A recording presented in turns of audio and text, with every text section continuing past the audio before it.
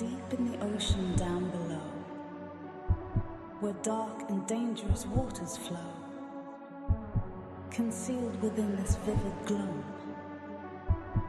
there is a place I once called home. But I'm not supposed to stay, 'cause loneliness drives me away. So I'll be strong, I have no choice. Call out in song and use my voice. Through coral banks and caves so vast, I seek the truth, search for my past. Don't let my aim get out of sight until the answers comes to light. And while my journey sets me free, I use my strength to finally reveal behind the barrier the secrets of Aquaria, of Aquaria, of Aquaria, of Aquaria, of Aquaria.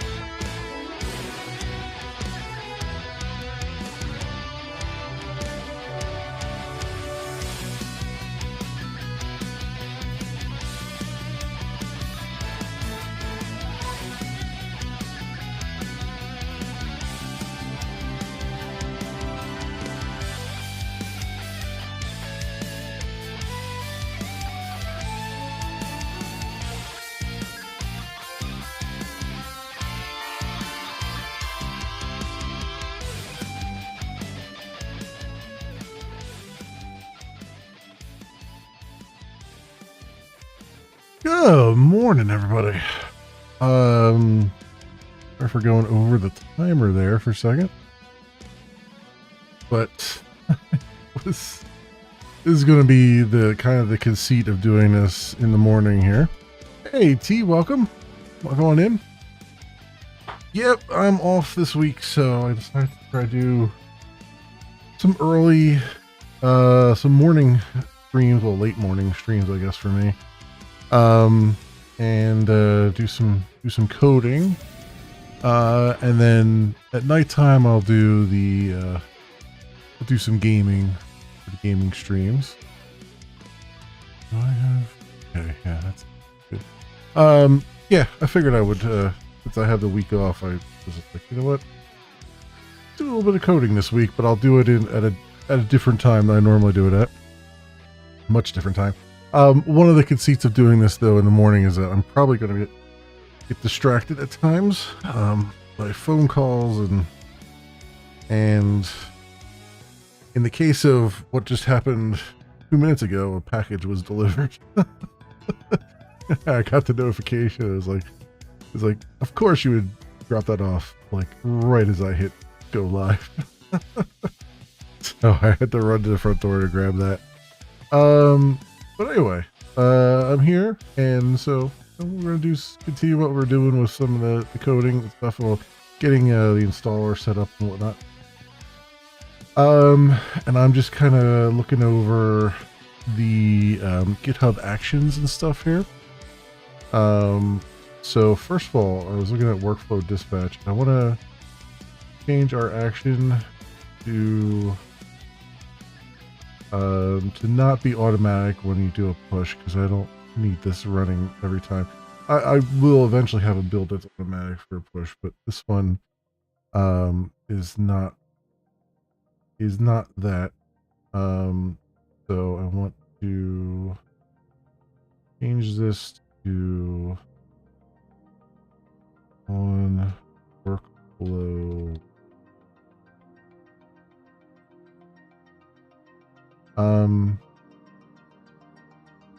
This will be the Maven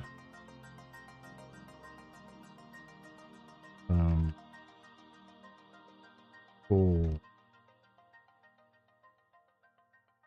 build. And I gotta figure out the jobs here. So that's the other thing I wanted to look at. So running, but I don't need that. So using jobs. This is my first time using like GitHub Actions. Wanted to see what's going on here.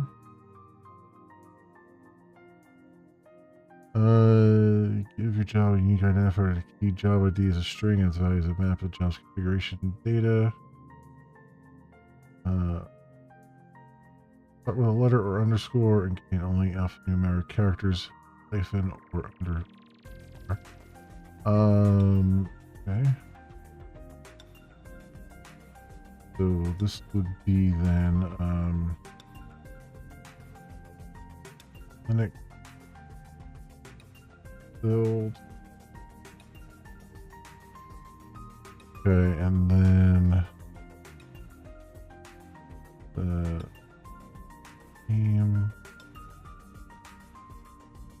the name for a job, which is displayed in GitHub UI. Okay, so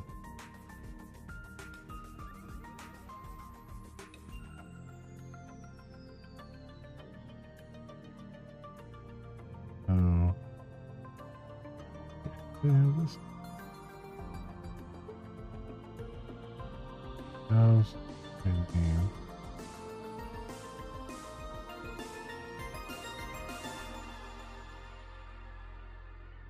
Name would be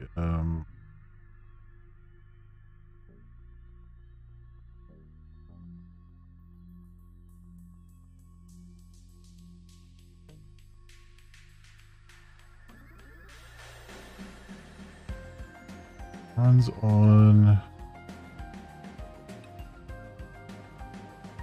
prerequisite jobs. Need that. Okay. Runner for the job runs on real strings. Okay. Self-hosted Linux x64. Okay. Workflow.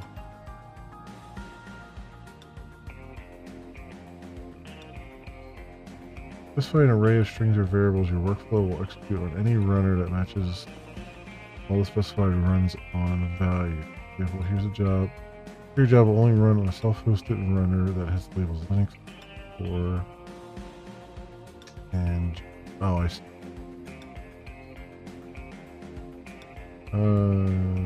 Multiple machines use job ID strategy. Okay.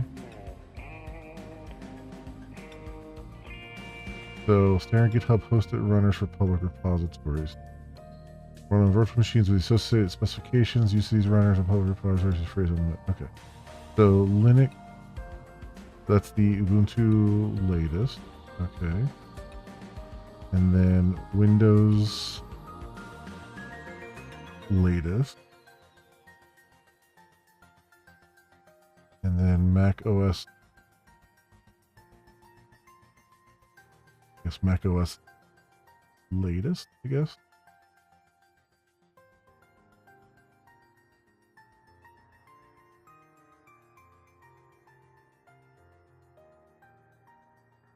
So this would be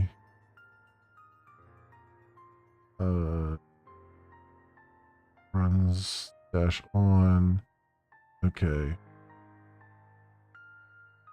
So we would say, so that's, we have Ubuntu latest there. Then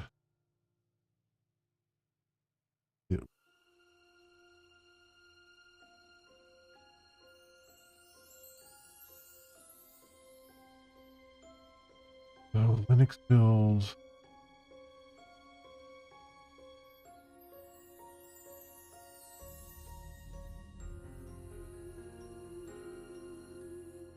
And then Windows.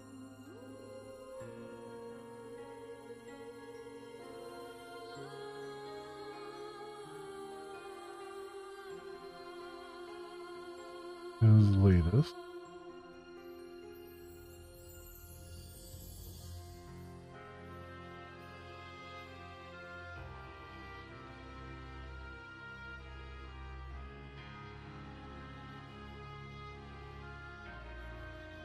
Mac build.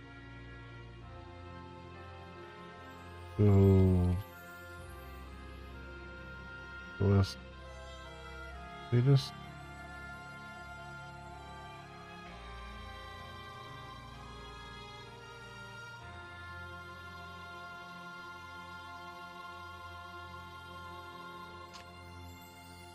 Yeah, I think that should do it, right?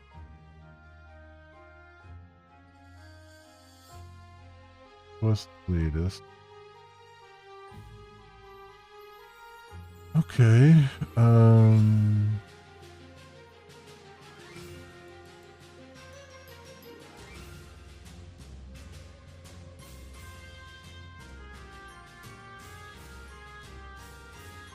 Posted.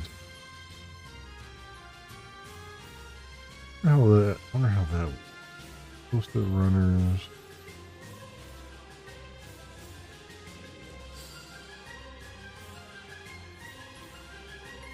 Like if you were running Jenkins or something on a box that you hosted, like I wonder how that links in with the self-hosted thing. If this like, or if this is just like, I mean, if you had Cloud Jenkins, I don't know. I don't even know if that's what they mean by self-hosted, or if it's just, you know, you just have a cloud machine that can listen to stuff coming in. Runners and group. Two runners.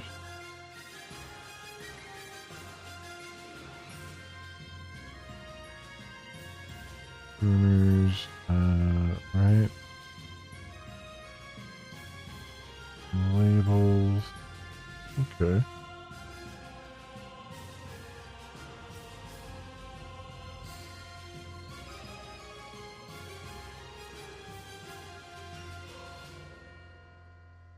By the way, you may hear some stuff in the background. That's just they are cutting the lawn. Shouldn't be very long.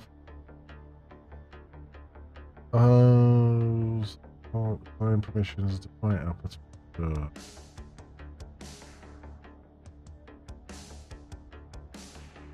Self-hosted runners. Curious.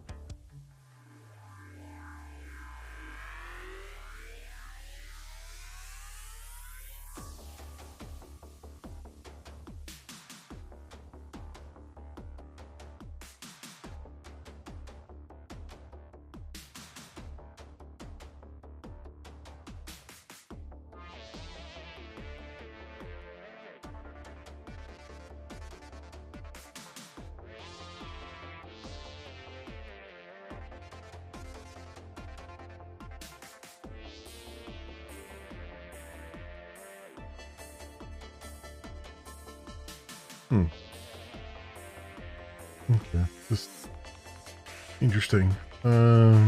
So something I wanted to see was packaging with GitHub Action. We package at the end of workflow example and code reviews. Building and testing your code. Okay.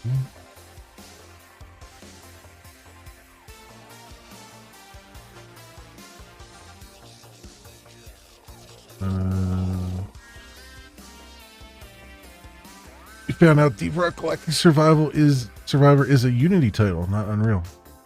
Oh, really? It looked like it was like an Unreal Engine thing, but I guess. Oh. I mean, okay, I guess.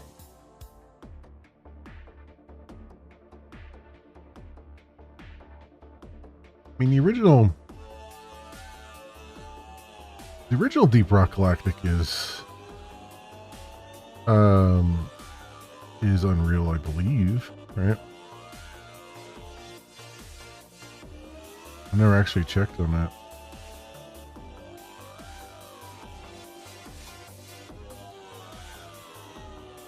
But then again, it's a different developer, so I guess it makes sense that it's a different developer doing it, so they're just doing it in whatever tools that make sense to them.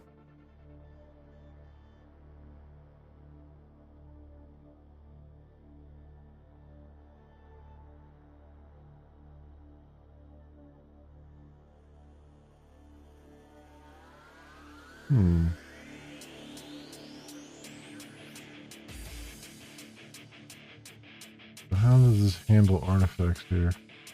Deep Rock Galactic is Unreal. Yeah. Okay. I mean, that just shows the difference between developers at that point, right? Because the Deep Rock Galactic guys are just publishing Survivor. They're not. I don't think they created it. I think it's a different dev that created it.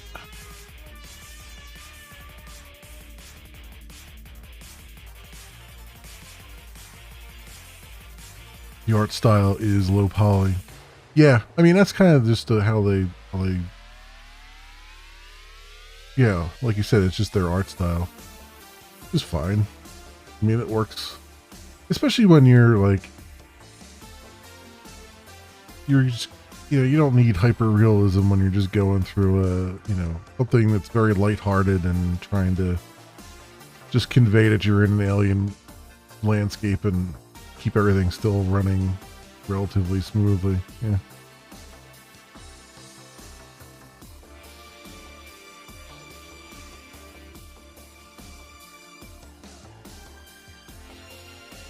Service.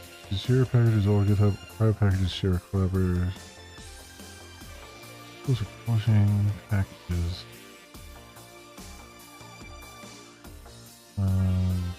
Workflow and download the artifact. Okay. So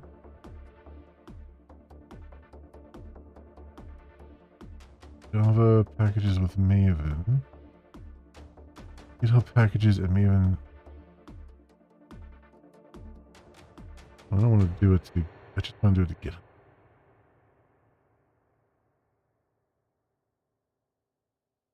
Curation, unique identifier.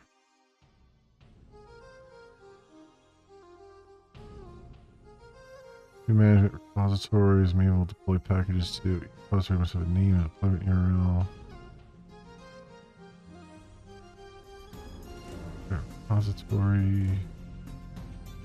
Even central. Do that. GitHub packages. Floating envelope runs when the release event triggers with tag created. Action calls a given version of JK into the path. And settings XML. Okay. Management.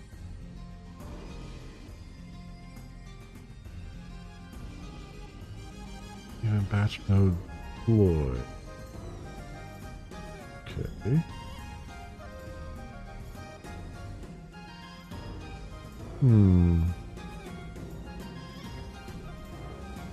Your Galactic Survivor is a full 3D render. Hey, you see a tower defense game? Hey, why not? You know? Like I would love to see Deep Rock Galactic do what SteamWorld devs did, which is you got SteamWorld Dig, which was their 2D side-scrolling digging the ground thing. You had SteamWorld Build, which is their it's the new one that's coming out, which is their city builder, right? And then you've got SteamWorld Heist, which a new one just was announced, which is their 2D action platformer shooter, but with, I guess, tactical action platformer shooter. And then SteamWorld, what was the card game one that I played that I really liked? SteamWorld.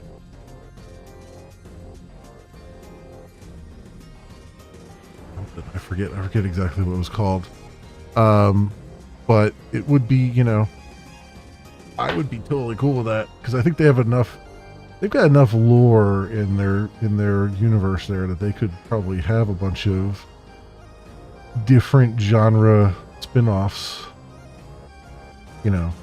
for whatever people would want. Like I would love an action RPG set in even a straight RPG set in the DRG world. I would love to see that. With all the the humor and everything intact and all that stuff. But like we need to go deeper kind of gameplay. Yeah. Exactly. I think that would be fantastic. I would, even an action RPG would be great. Like a Diablo style action RPG. While you're trying to, you're gathering resources to power up your weapons to then get you to some big bad or whatever, or even not even a big bad. You can just be hunting for some gemstone, some thing that was of myth and legend, and you're just doing it for that, I mean, I think that'd be pretty cool. It doesn't have to be anything serious, like fighting evil or anything like that. It could be just greed. You're just an adventurer looking to get a big score. Adventurer dwarf. You know what I mean? I think that'd be pretty cool. You're still learning the precious metal names. Yeah. Yeah, they have all kinds of crazy names for things. It's pretty funny.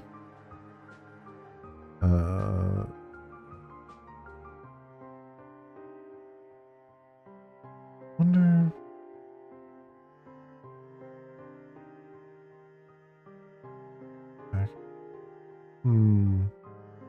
I don't really want to publish packages. I just want to I just want to get the artifact. Deployment. Newest deployment.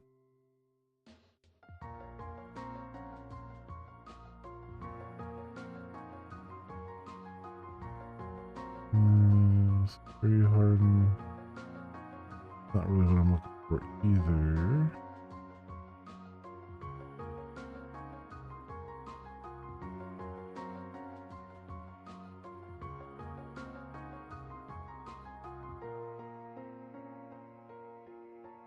Weird. I wonder, does it just work? Am I just being dense here? Does it just show me the artifact? Let me save this. And let me go to actions.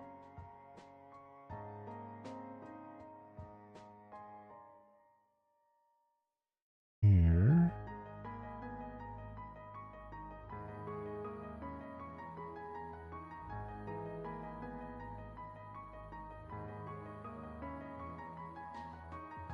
Node.js 16 actions are deprecated. Please update the following actions to use Node.js 20.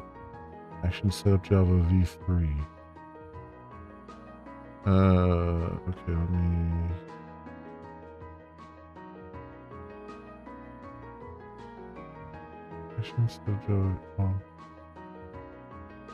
What I'm using? I don't understand what that means.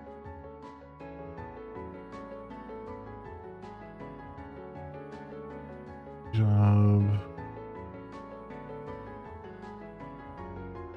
cleanup. There.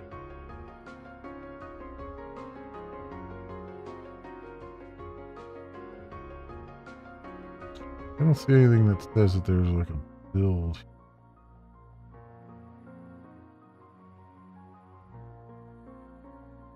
Or not a build, anything that says that there's a artifact. How do you like? Let me see something. GitHub actions.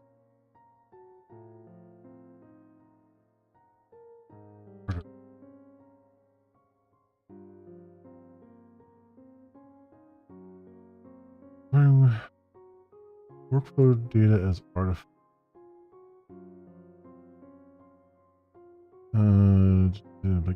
All GitHub stores build logs and artifacts for 90 days. Okay. Artifacts you can upload. Artifacts use storage space. Free and during a workflow run, you can view the artifact's name and size, UI.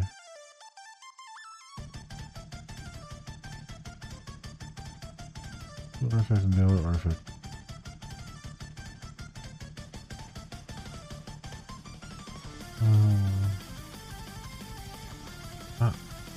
Looking for uploading build and test artifact. Output of building and testing your code often produces files you can use to debug test failures and production code you can deploy. You can configure workflow, build, and test the code. Push to your repository and report success or failure status. You can upload, build, and test output. Upload artifact option. Upload artifacts. Uploading an artifact specify a single file or directory or multiple files or directories. It also includes certain files. Okay. Repository or web application might contain stats and TypeScript files that you must convert to CSS. JavaScript extending your build configuration uploads files in this directory. Upload files. Okay. Workflow. Okay. With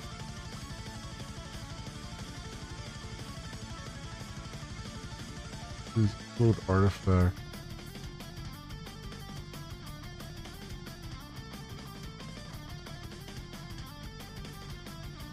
You generate artifact attestations with your software. You create cryptographically signed claims that establish provenance. Blah blah blah. Software building materials.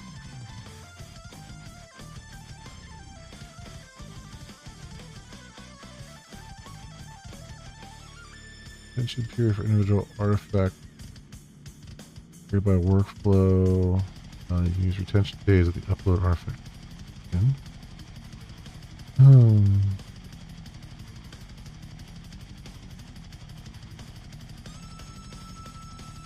Download artifacts are previously uploaded the same workflow run.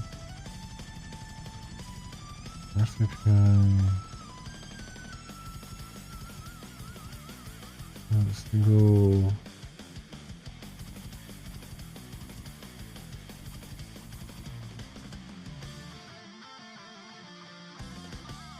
What does that mean?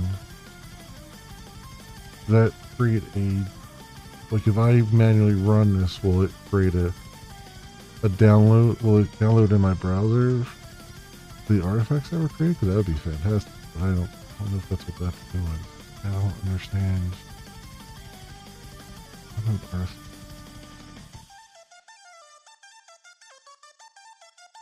Those for deprecation.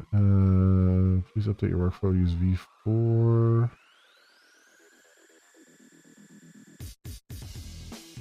Runs.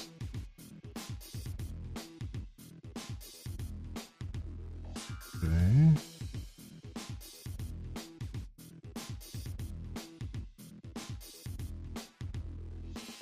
The path for artifacts were downloaded.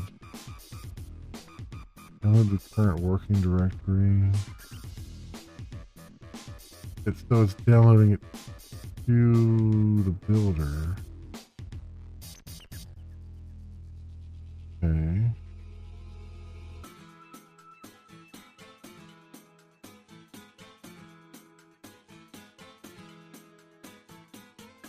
Okay, I think so that's just downloading it to that. So upload artifact. Probably what I want.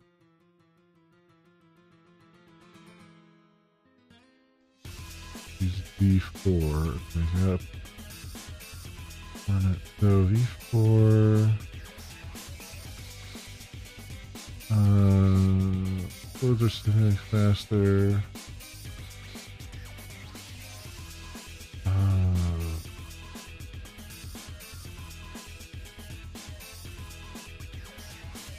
We want uploaded.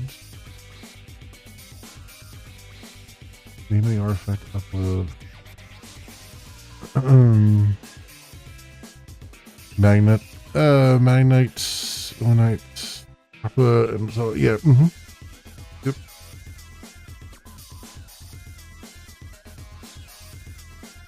Minimum 1 day. Maximum 90 days.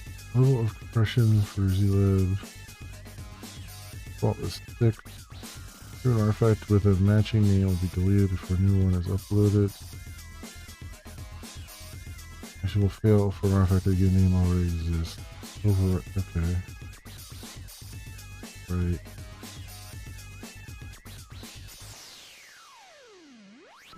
Artifact ID. Output. URL to download an artifact can be used in many scenarios, such as linking to artifacts issues or pull requests. Users must be logged in order for this URL to work. This URL is valid as long as the artifact is not expired or the artifact run or repository has not been deleted. Okay. Got it. So, entire directory, multiple paths, exclusions. Oh, for crying out. Really? Come on, bots. You gotta do better than this. Like, what the Jesus Christ. You see I'm in the middle of something and you gotta send your fucking bot messages? God damn.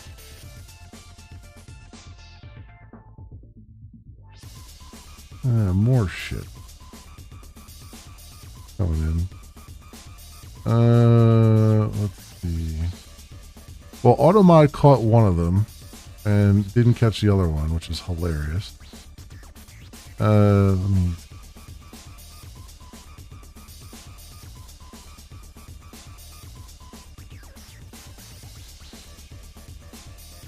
Sorts, bots, next.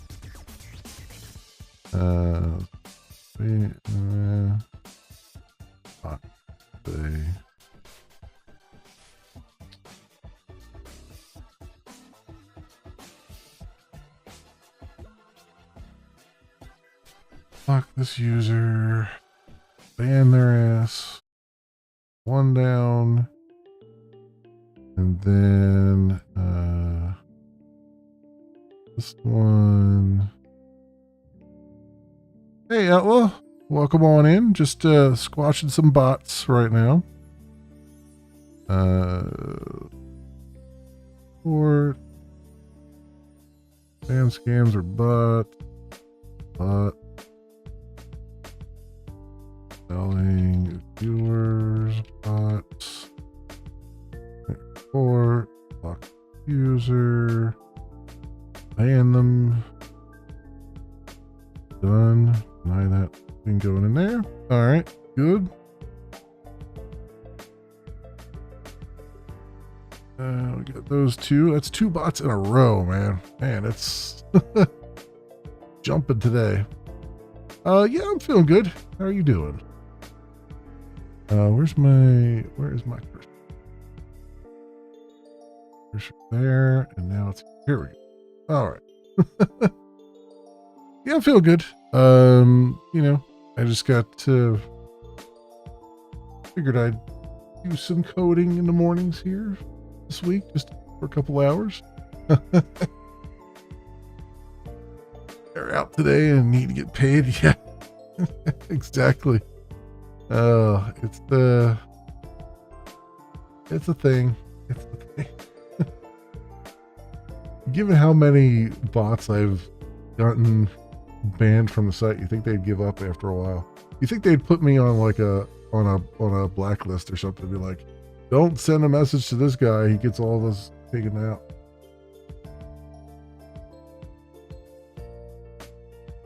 But they never learn, I guess. Altering compression level.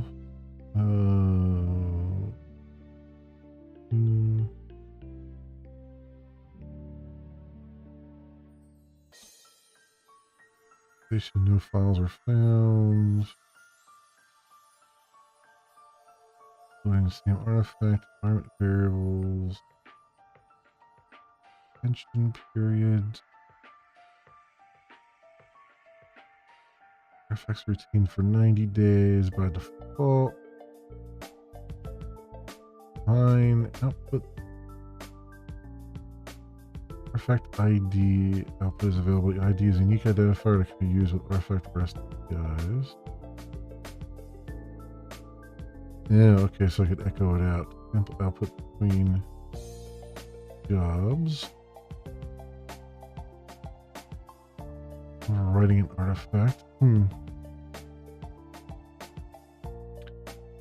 Getting ready. Take your pops to the hospital for surgery. You had scheduled today. I just wanted to say hello before I took off.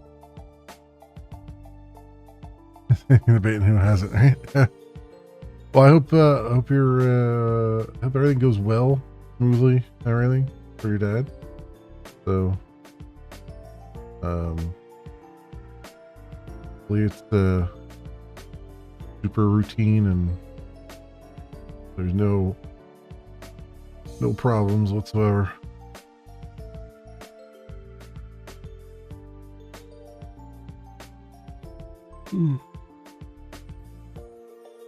Excuse me. Boom, boom, boom, boom.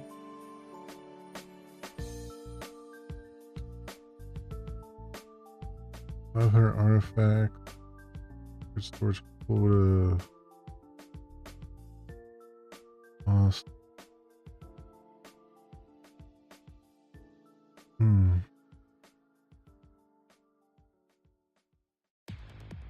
All your files. Files together before artifact upload. Okay.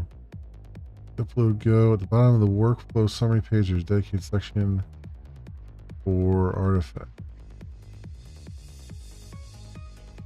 Okay. Okay. So okay, that answers a lot of the questions I had there about it. So not sure how long the procedure is, but you brought your handheld. Good idea. Good idea. Yeah.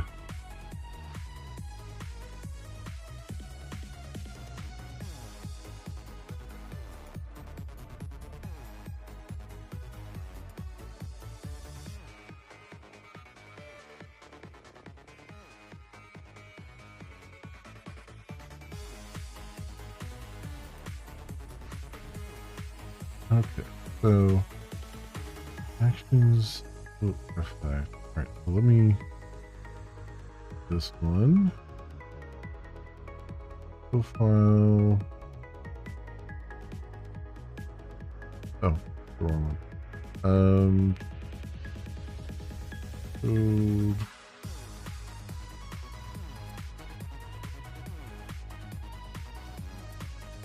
Go.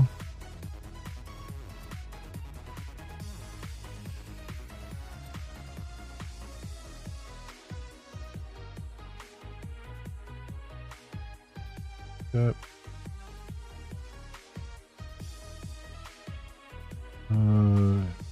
His name.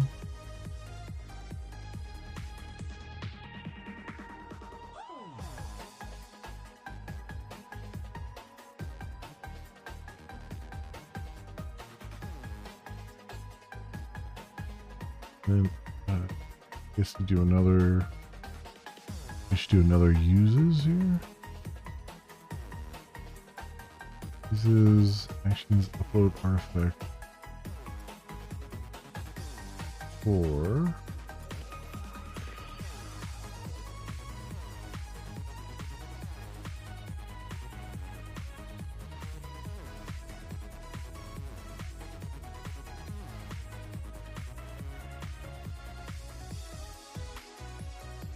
with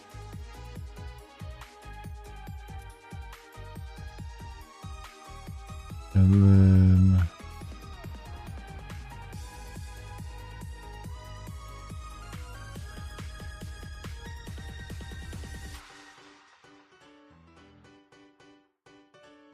I can't be done. Okay, I was wondering what it was hearing about. With name half. Okay.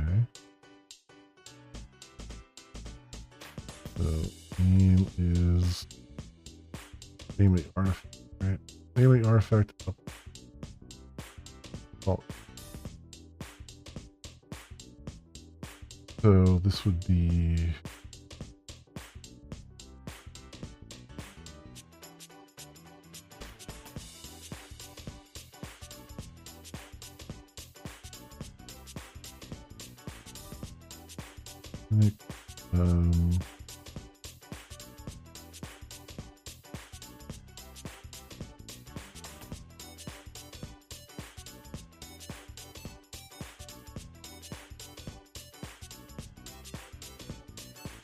all right, do that, and then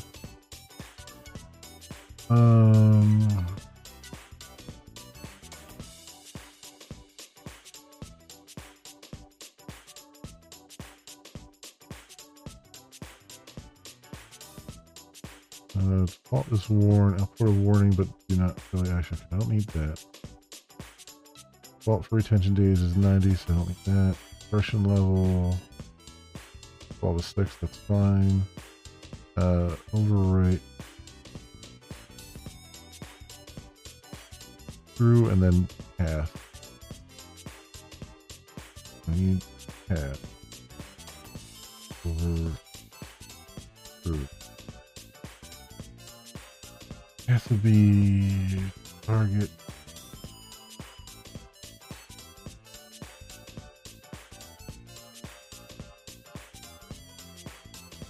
Oh, wait, is that where I've been putting stuff? Question.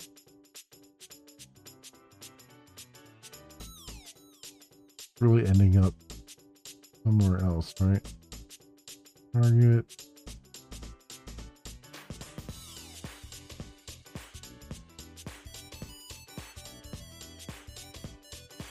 Wrong. Like, why does that not look anything like what I was expecting? Wrong project. Target. Pieces.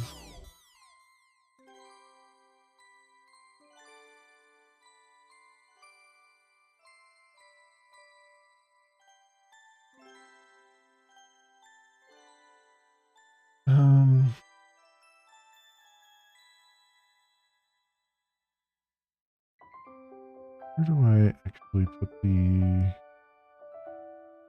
Oh,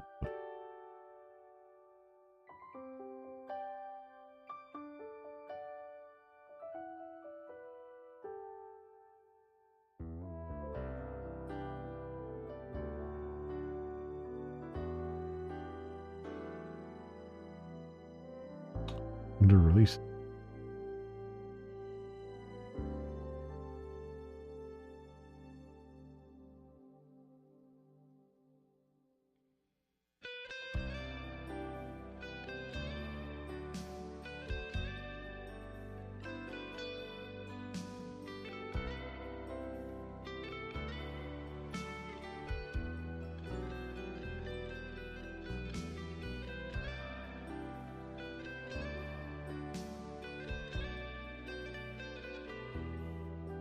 Um, let me run even clean and then Maven verify here. I can see what actually happens. Where it actually puts the, gonna build a dead file, right? Oh, symbol failed.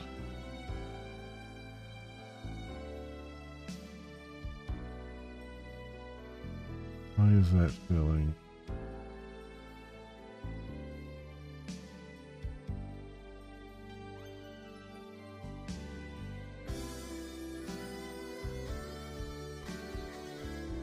Oh, that's right. It's failing here because using the wrong EVM, driving me batty that it's using Eclipse's JDK instead of the appropriate JDK.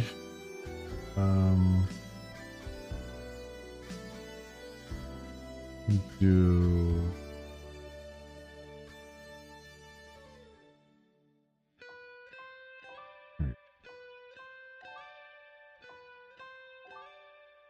even clean. Even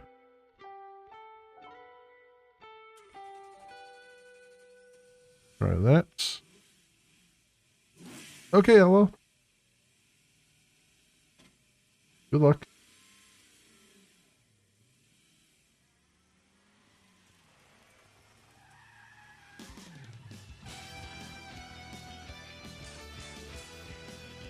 There we go.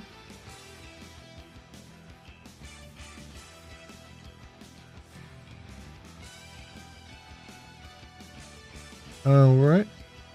What do we got here? Target.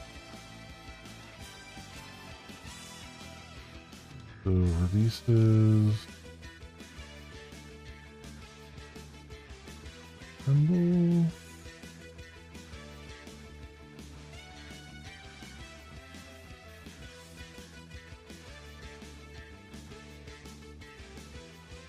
Okay, so it puts it under target releases, symbol, MBJ. You see, what I got here.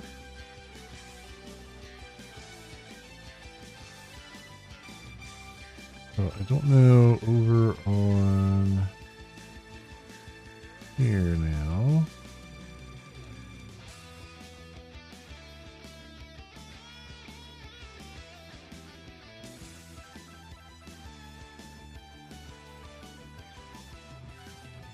Target pieces.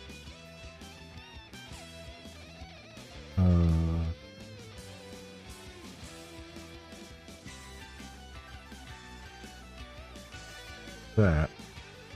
Think that.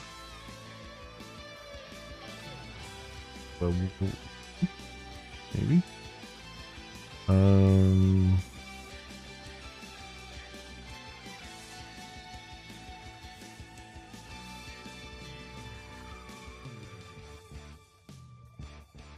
Okay. So I'm guessing the same thing will be true for Windows, except it won't be a Debian, it'll be an S.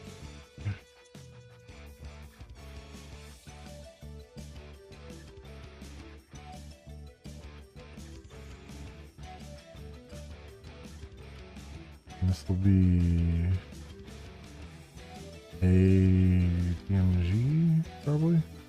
I have no idea if that'll be the same path or not. I would imagine it'll be. And I'm guessing there's probably a setup Java v4. I was complaining about that.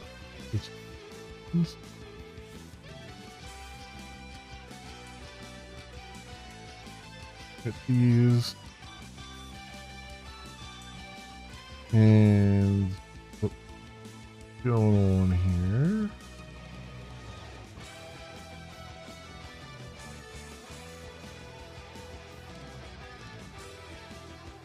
have that. Go to actions.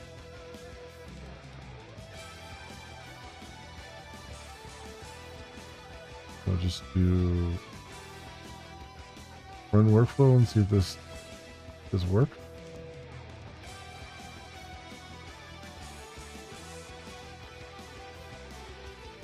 It just immediately fails, as things tend to do. All right, in progress.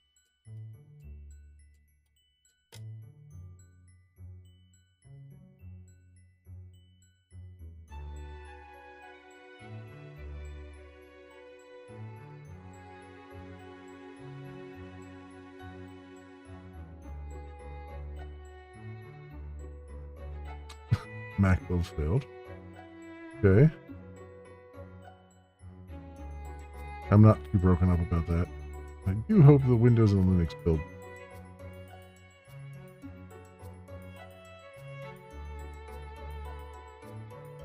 Linux build succeeded, it looks like.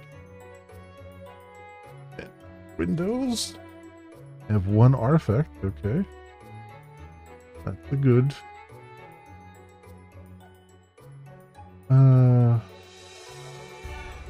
Good sign.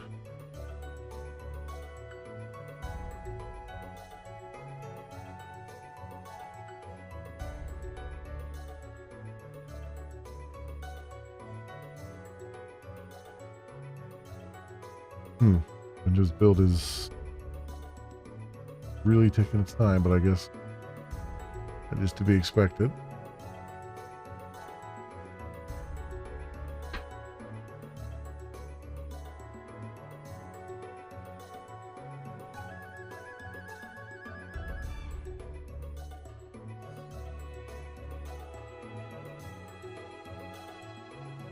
Yeah.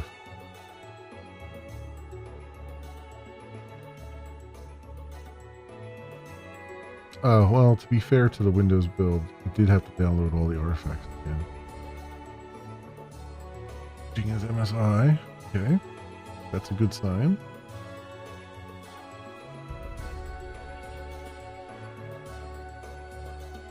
Build successful. Okay. Okay. What happened to the Mac build then?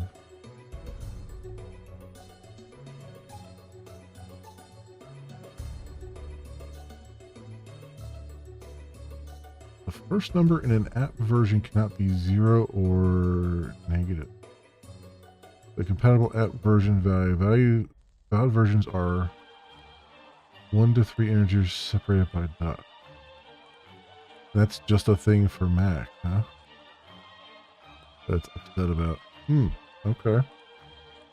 There's not allowed to be any version 0 on Mac, I guess. Which is kind of interesting.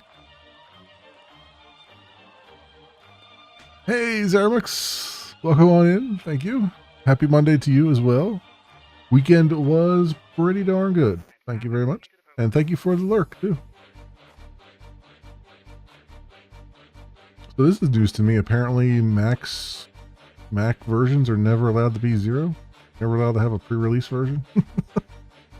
Everything must start at 1. All right, well, that's a thing.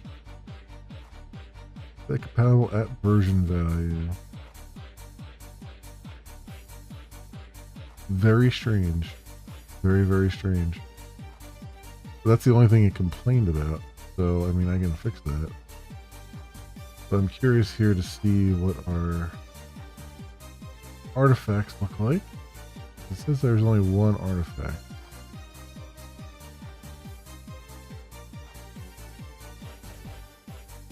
So it found that artifact, but it doesn't look like it found the Windows artifact. So what did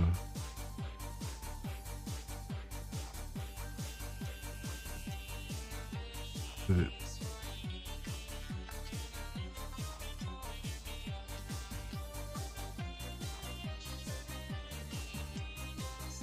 Oh, it did. Oh, did I forget to change the names? I copy pasted and then I forgot to change the names, didn't I? That would be That would be the problem, likely. Make 660, say 64 zip.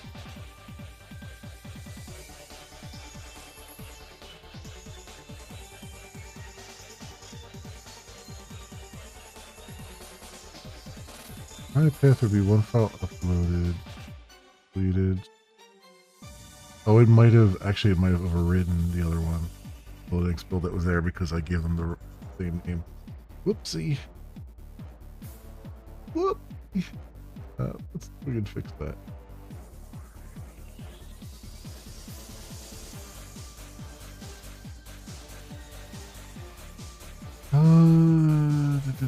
Where did I mess up?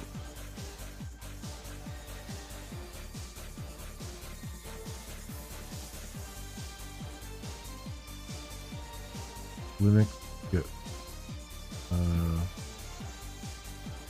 the Windows.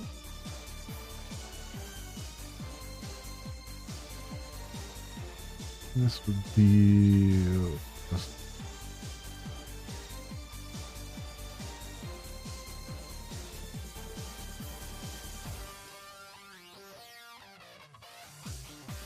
or okay.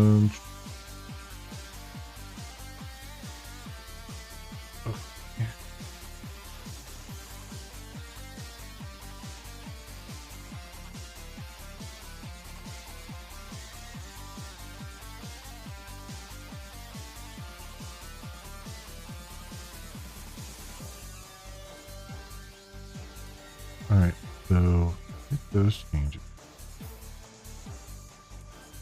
And then in the Maven Palm, or not the Maven Palm, the Silver. So where are we at here? Geez, find through.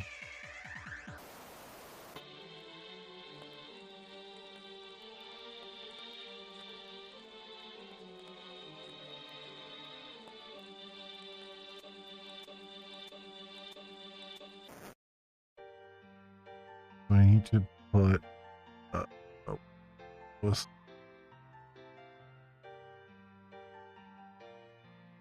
in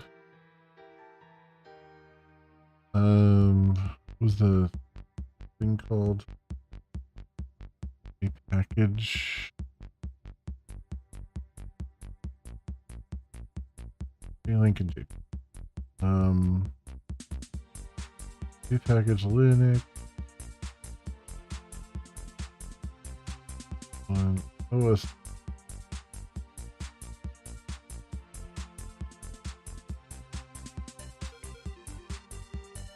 prefix tiny keychain find true.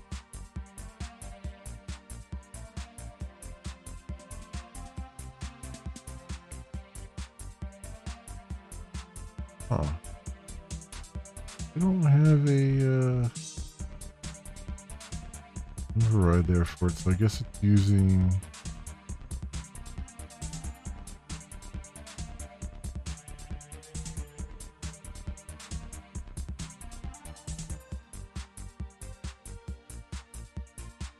application package. Version of the application and our package, if left undefined, will use project version. Okay. So that's really interesting. The Mac doesn't like version 0. So if I do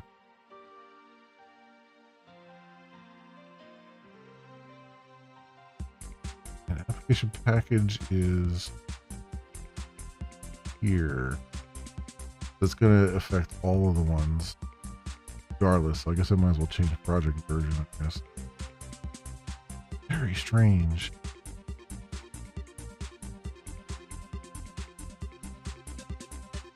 Okay. Sure.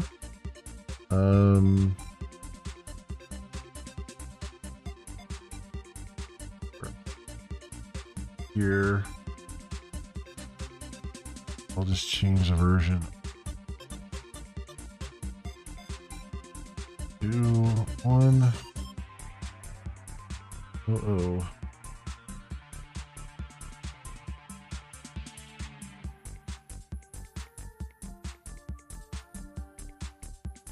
Okay.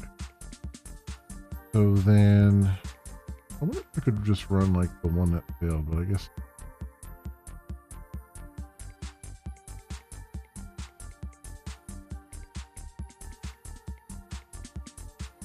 Yeah, can I just rerun the one that failed? New attempt this workflow, including. Okay. I guess it's gonna do everything, right? Not gonna skip anything. Oh no, it did. Okay. Okay. Gonna rerun the Mac. Kind of what I was hoping. Okay. How's it doing here? It's downloading.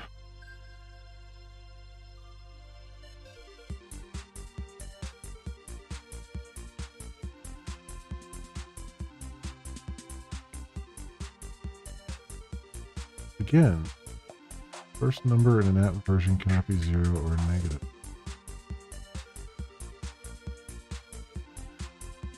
But I've changed that.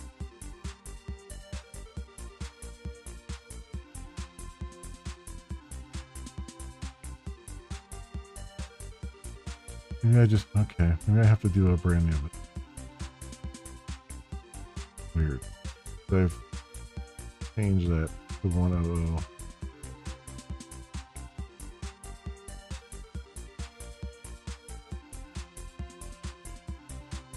Okay, fine. Run brand new work.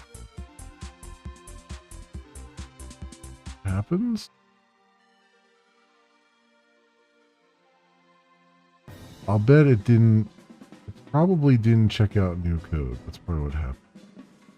It reran it against the code that was there, which is kind of weak. I guess if you're trying to debug something that's like a temporary error, the service being down, then that makes sense. But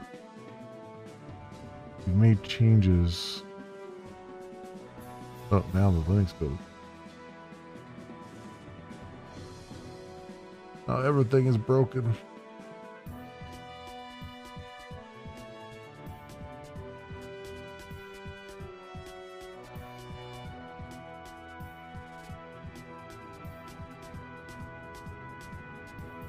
Unexpected error when copying jar.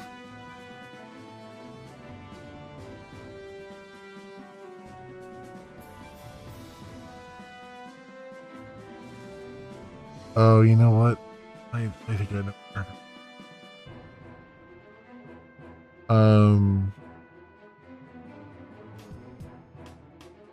Of course the Mac would be the one that's causing me the most.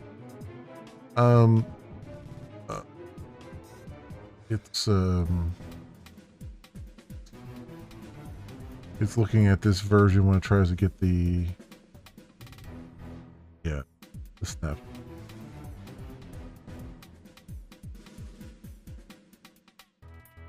All right.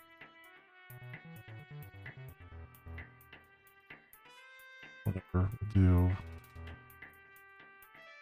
Change that for now.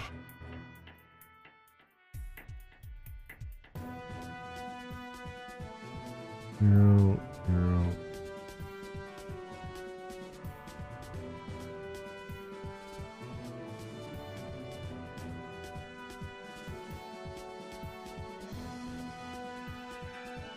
Let me run that. Let me run that locally just to make sure. Oh, you know what? I gotta bring that. Let me bring that down. Let me run that locally. Make sure the Linux one is working.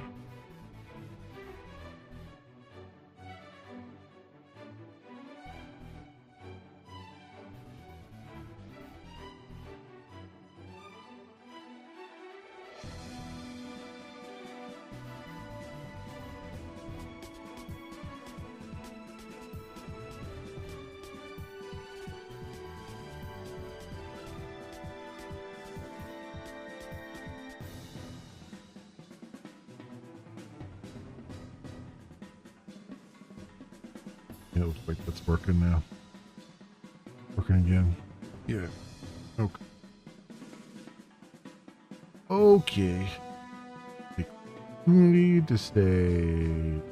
Fuck you, Apple. Oh, good God.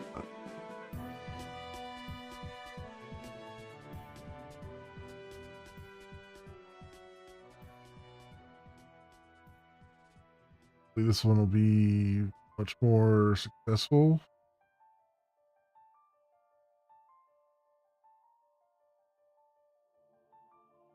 It's disturbing how long it took for the Windows build to fail. But I guess for some reason their Windows VM is having problems downloading artifacts. Or it's taking a long time downloading artifacts. And why did the fail again? It's just a damn issue.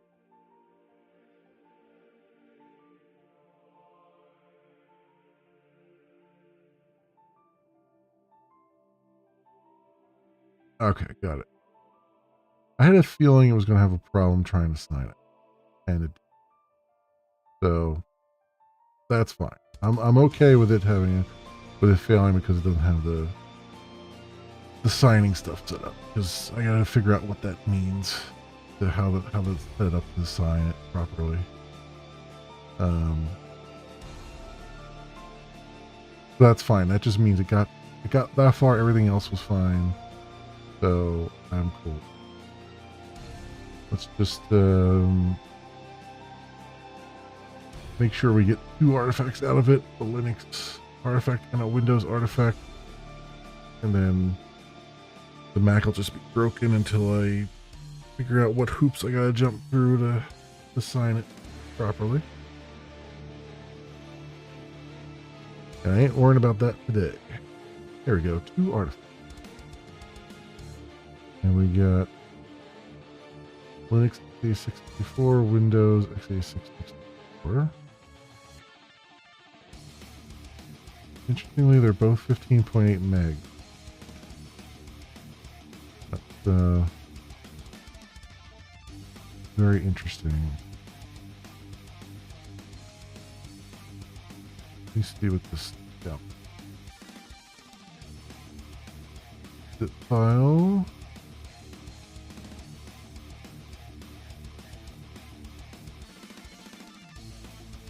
There's the MSI in there.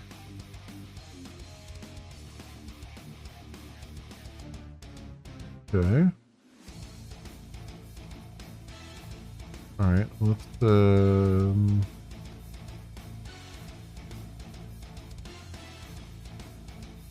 So first of all, let me download this one.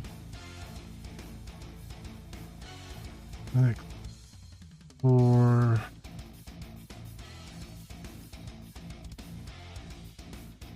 And track right here.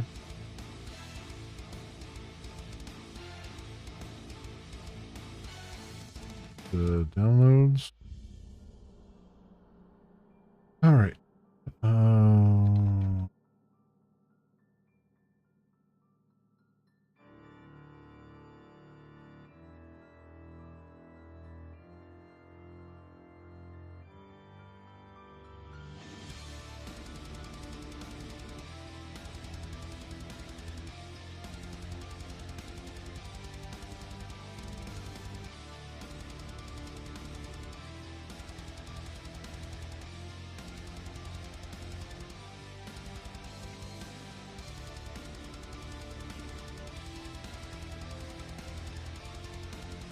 Oh, there it is.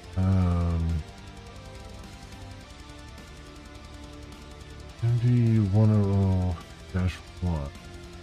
MD64. Okay. So, D package.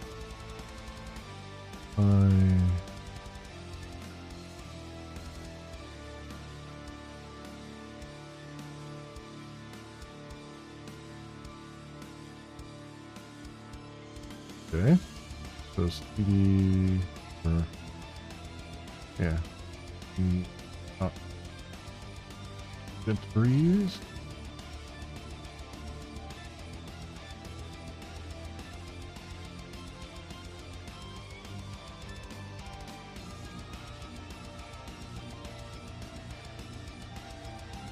Boom. Hello world. Okay, so that's still working. That's good to know.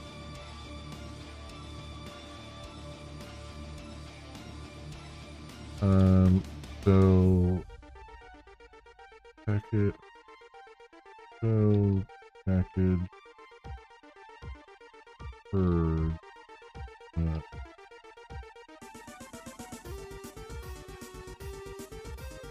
I want to make sure it's not called MD though. I didn't realize it was going to name the app in there MD, so I have to change it to the full thing. But that's fine. We're learning things. All right. Then how else can I say up? There you are. Got it. Okay. So the question now remains. Let's go and see.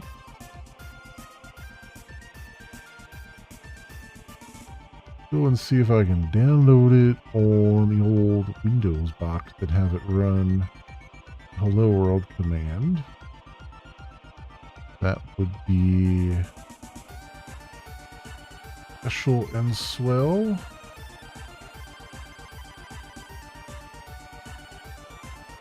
One moment.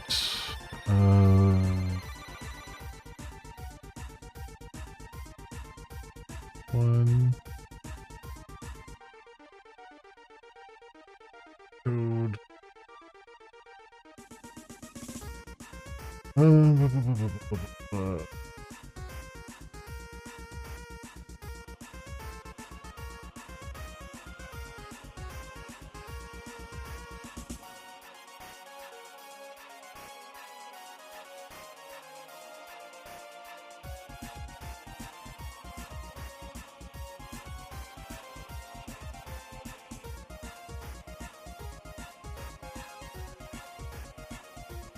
Okay.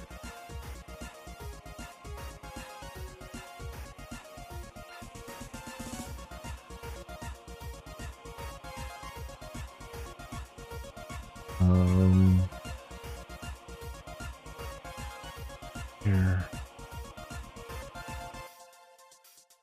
Okay, I guess I can swap over to this.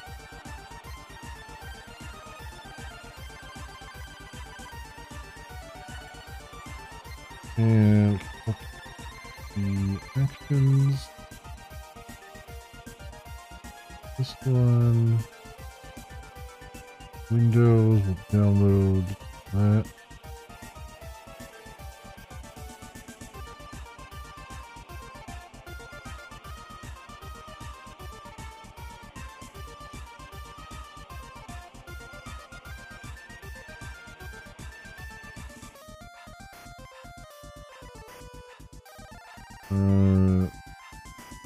Cracked it. There.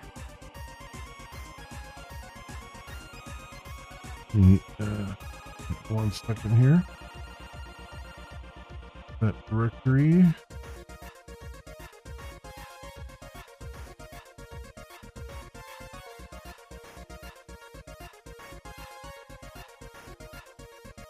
Okay. And let's try and run the installer and see what happens. This is interesting. Okay. So I can install Shield Wizard. Well, once I put it under app data local, I thought I told it to put it under program. Okay. Although I did say prompt, so that's fine.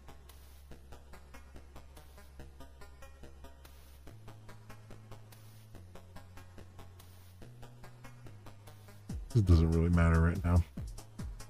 Well, actually, I want to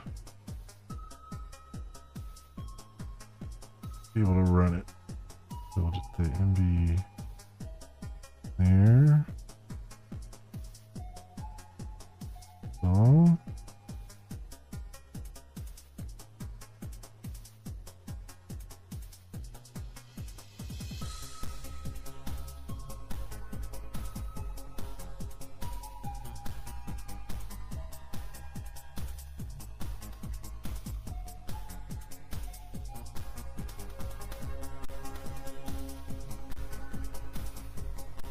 Okay. So far, so good. Let me, oh, I second.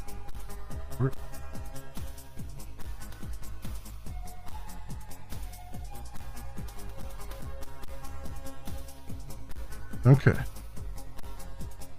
So, put it under CMD, okay. Got an EXD. It's got Duke as the icon, that's funny. Got an EXD. So if I run that. Okay. Let me put a hand prompt here.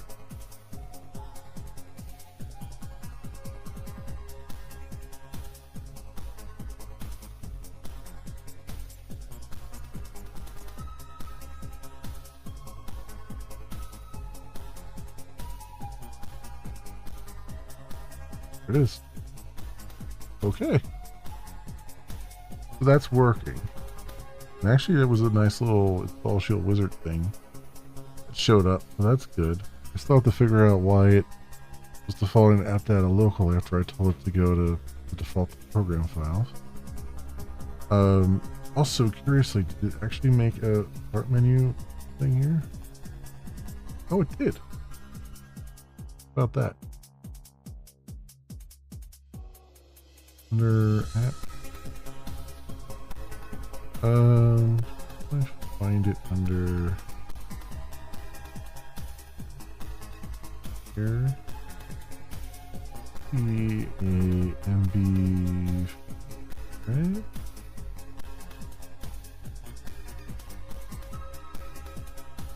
Home, am I right?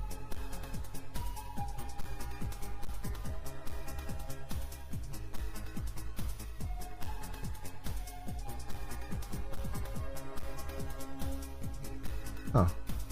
How about, is there an applications folder? Oh, here we go. Applications. There it is. So it created an applications folder and put it under there. Got it. Okay. Now I know what all that controls. Okay. So if I then try to uninstall add or remove programs, and I search the list. Just 1 second. Yeah.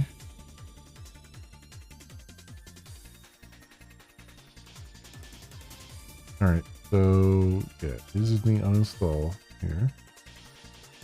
Uninstall.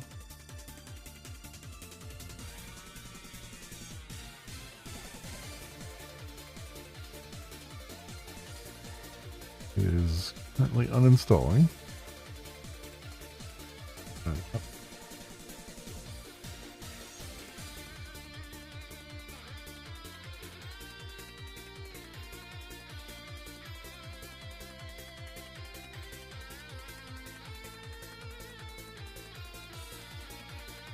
Cool. Andy goes up here, but feeling not there anymore.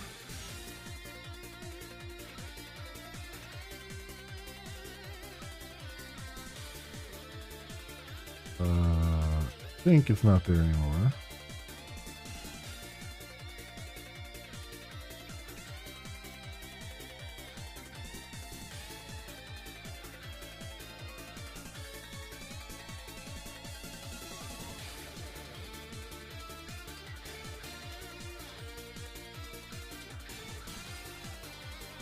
Yep, not there anymore. Okay.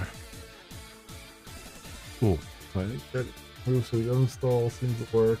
Install seems to work. It runs as a command line right now until I do the swing stuff. All right. I think that's, I'm happy with where we're at there currently. Not the end state, but we're somewhere better than we were. So I am happy about that. Okay, let's switch back over to the dev box here.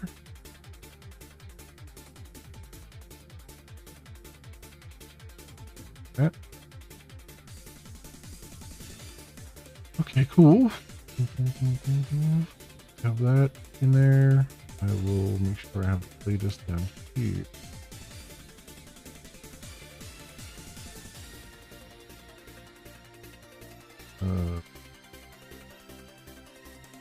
Team. Full. All up to date. Okay.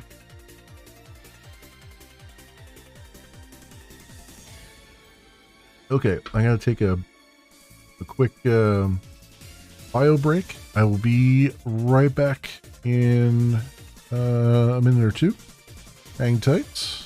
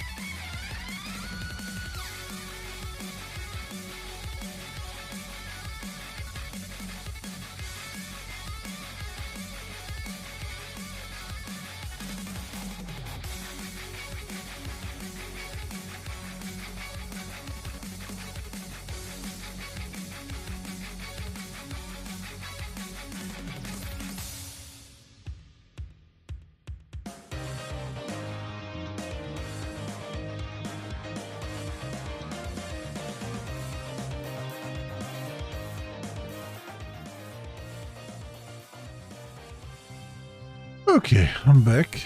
I just realized, I think I know what happened there with the, it was trying to install to app data because I told it to be a per user install, I think. But I was hoping it was gonna prompt rather than just assume. Right, like, yeah, see, it's got per user install true. And I thought that would just, it would prompt you to say, do you want to install it for this user or you want to install it for all users, like I've seen before. Apparently that's not how that works. So if we look at, that's good, I can close that out for right now. Window.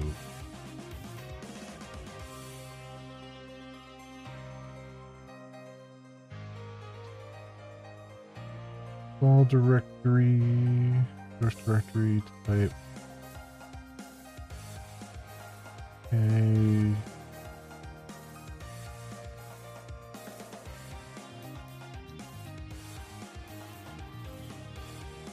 Console true. Directory user.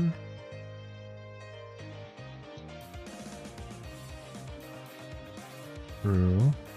I didn't put console true on, did it?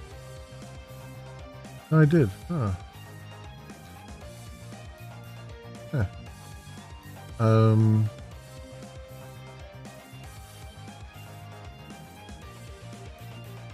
Yeah, per user install. Says request to perform an install on a per user basis.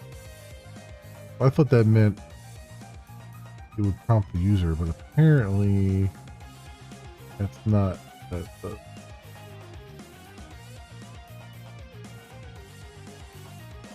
So I guess I just leave that false then.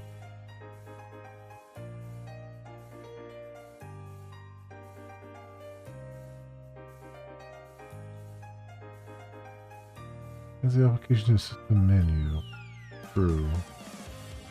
Then where does it actually say what menu?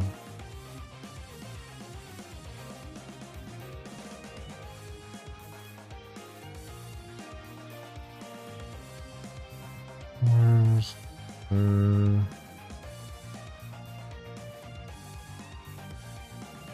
oh, menu group. So this would be Breeze. User install, we take that off of there.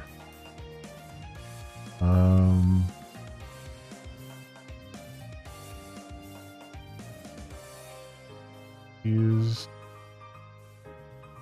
username and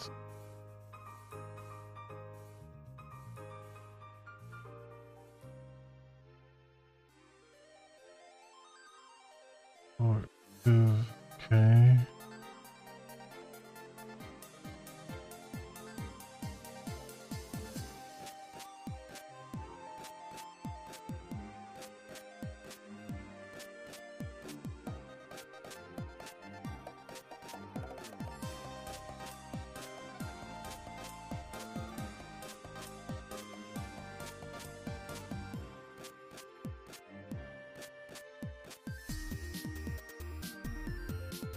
People into I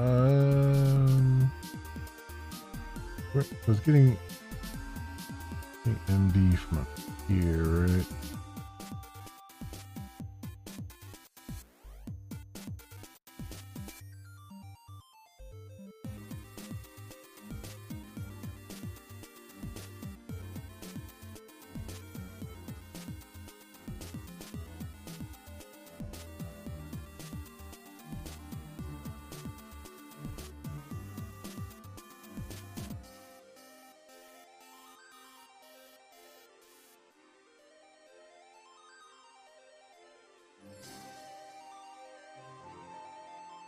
So that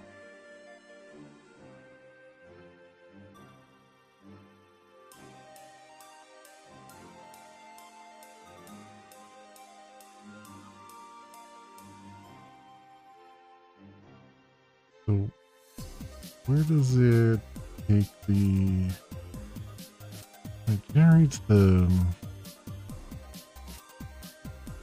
installer and stuff.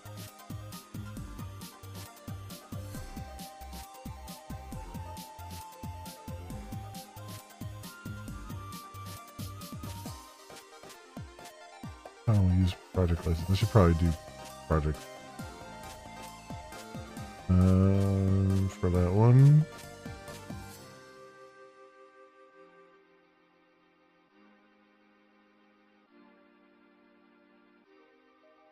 Name the application as it appears in the menu bar. Okay, well, that's for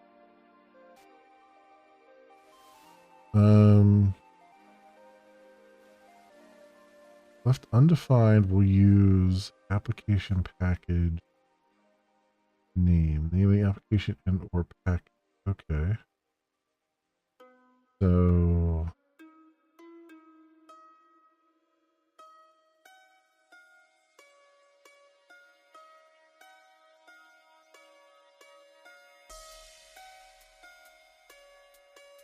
will it use application package dot name?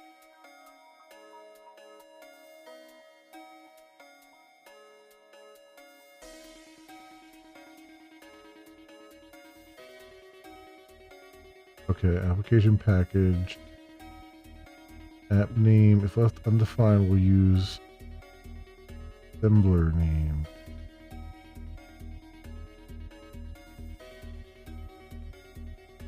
Oh, I got it. Okay, this assembler name. Okay.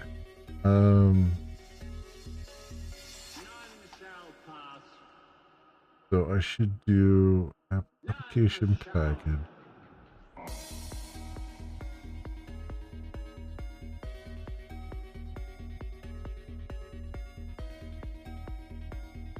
Oh. So,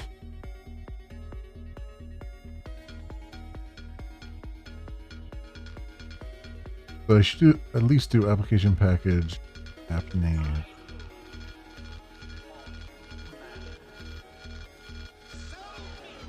We'll do application package app name.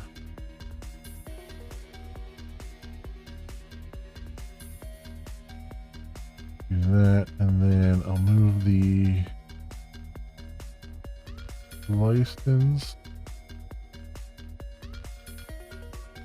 up to project. Oh, I do have one on our project. Okay, so then remove that.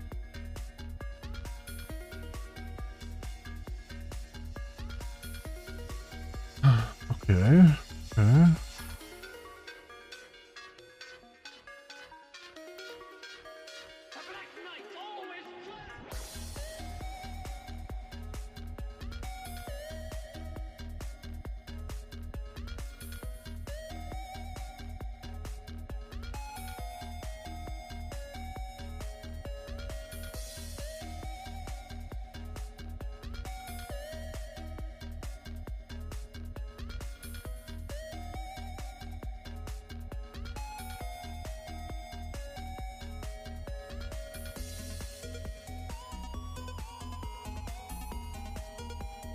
Okay.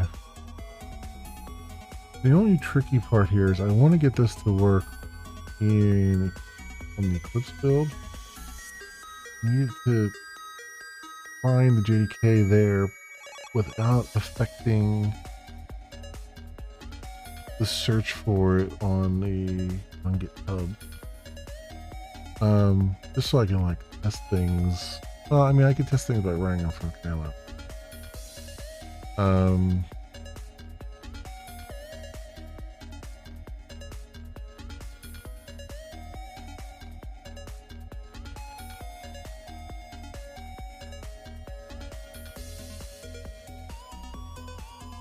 That's a real question. Where do I...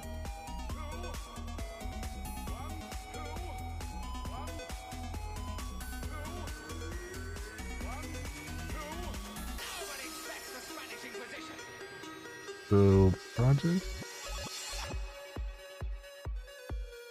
Maybe? Snapshot.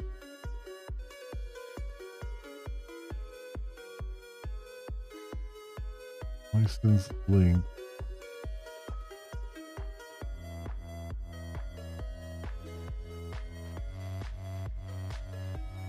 Java, JVM options.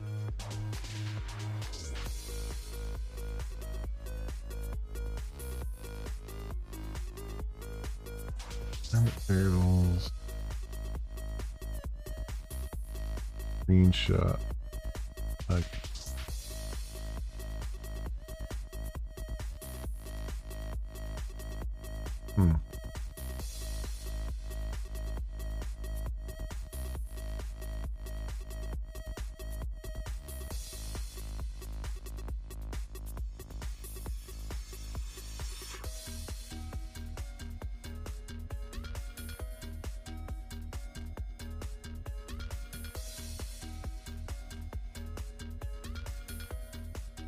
Project Java version.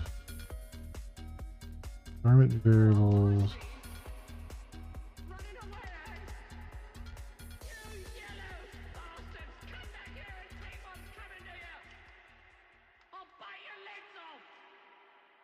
Oh wait, I bet. Hang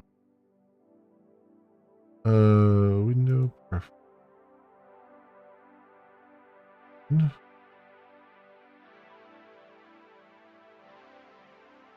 Installations. I'm using that one. Java configure.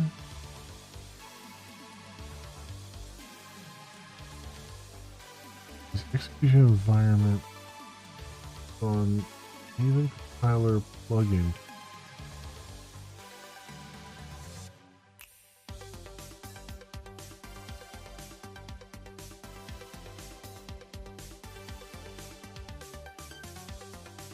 That's correct. But then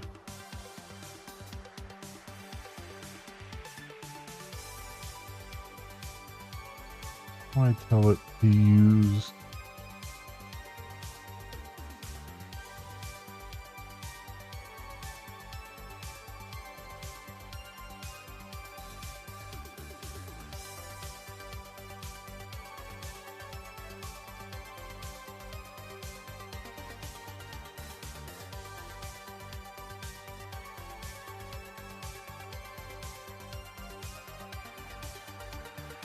Yes, it's like even for the Java agent and stuff. That's okay. I just for source lookup, that's okay. I'm just looking for how to tell it to run that.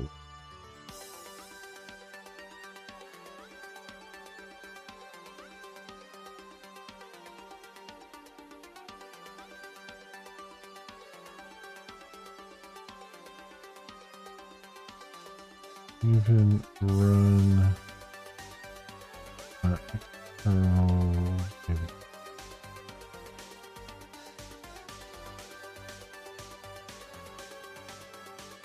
Yep.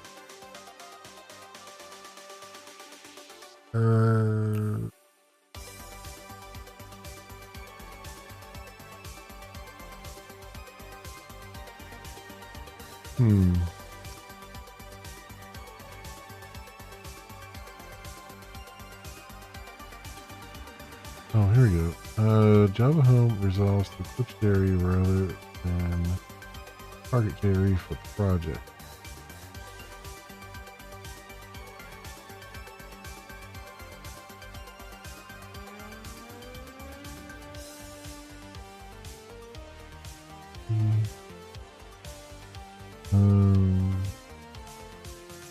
Apparently this issue has been around since 2014.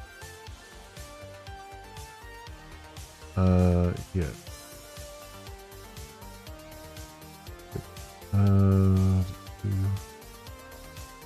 External process using Jerry configure for the projects involved.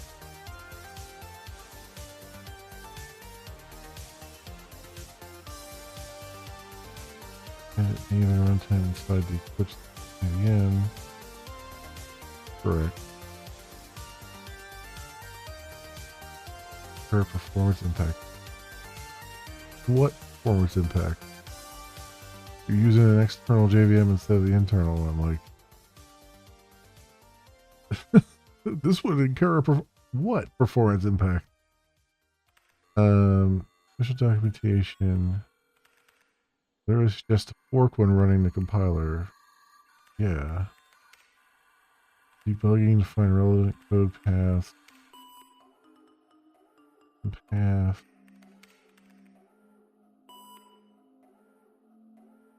Use Java Home, use Eclipse Project JDK.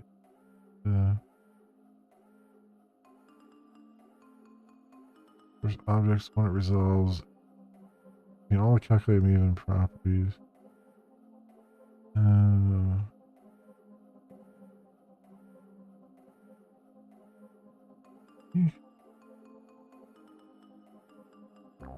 From JQ17. Directory, okay. This was resolved.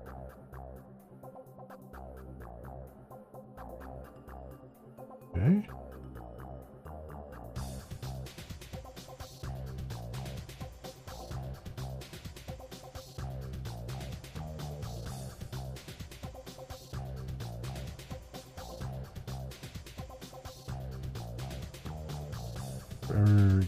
Not any preference risk because it will enable the switch for every request. It's JDK, okay.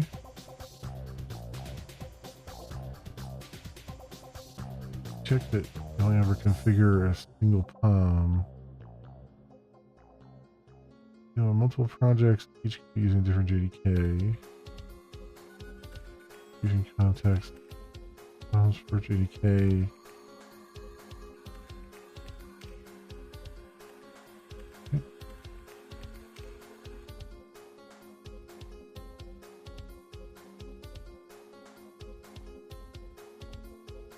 That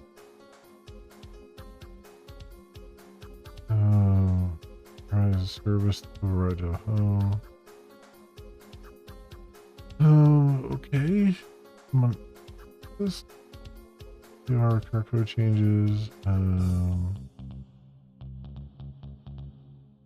Initializer.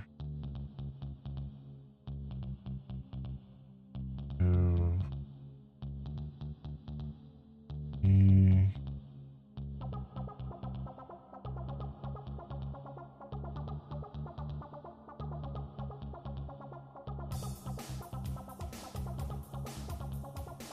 And then they just stop 2022. God damn it.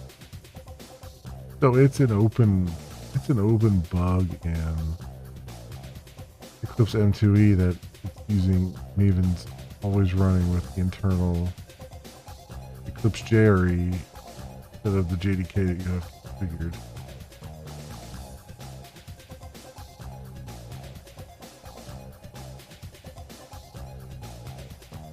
Which, under normal circumstances, would be somewhat okay. But, I mean, it's never really truly okay because it should always be running. KVM you expect it to be running against, but, you know, perfect world and all that stuff. But in this case, when you're trying to actually build a binary and you absolutely positively need the underlying stuff to be correct, it's very wrong. Great. Are they going to do anything about this? Is it just going to hang out here forever? Like everything else. It's been a bug since 2014, but in 2014 it didn't matter. Because we didn't have the tools that we have today, and now it matters.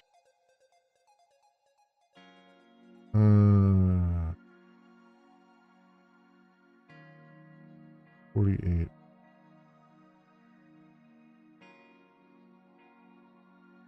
There's no way to... And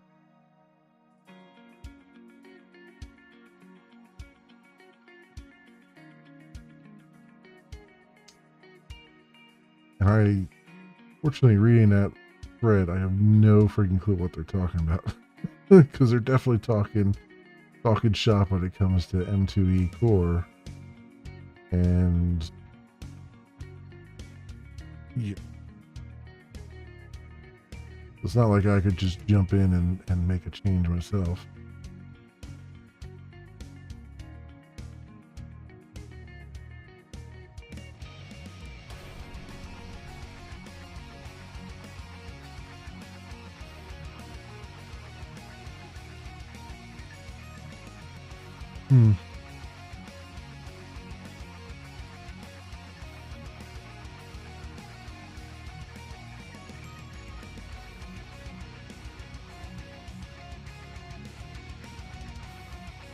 Yep. All right. Well, that answers that question. So I really want to run that test. I have to run it from my command. Wait, that's gonna have to be.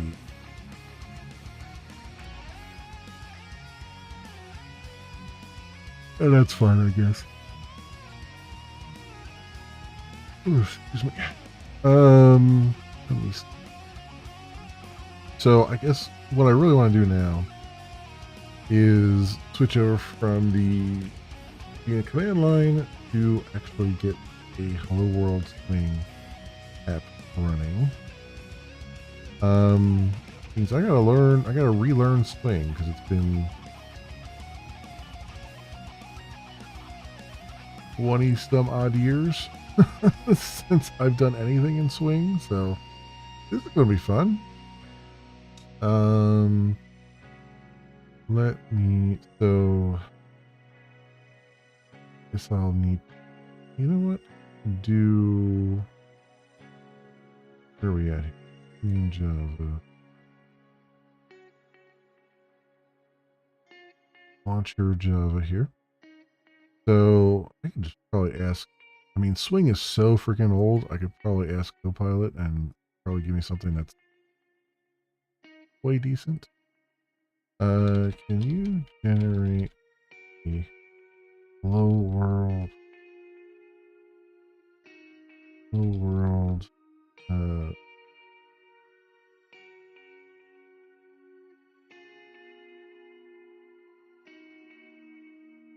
program using Java.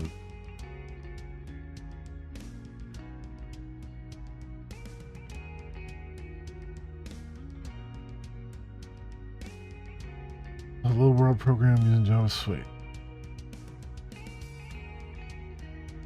So creates new JFrame, JLabel, and makes the frame visible. Yep. Okay. Swing utilities invoke later methods used to ensure the GUI creation is done on the event dispatching thread as required. Don't call invoke later. Okay.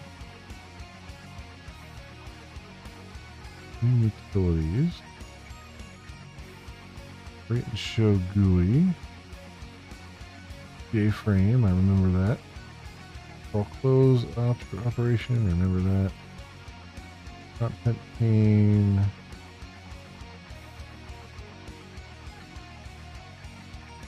Frame path.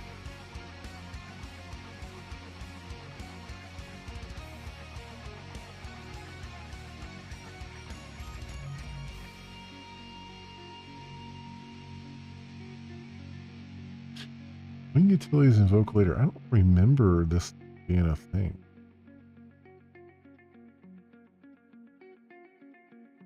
I honestly don't remember that being a thing.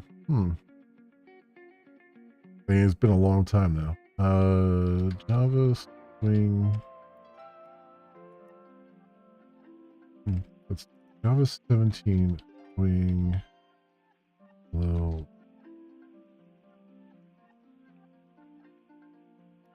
Oh, 2021. Here we go.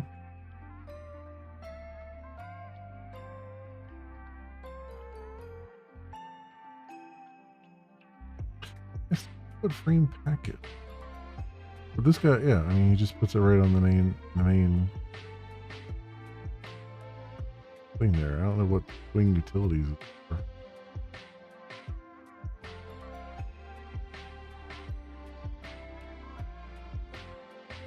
What is? Let me see what.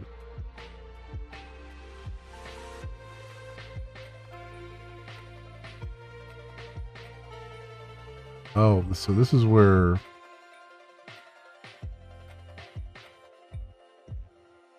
Java SE tutorial. Okay, so this is where Copilot got it from. It was Oracle's tutorial. Swing utilities invoke later. Go GUI. Yeah, so it literally copied it from here. Which, I mean, it's not a bad place to copy from. It's Oracle. It's from the horse's mouth. But I knew how old that was.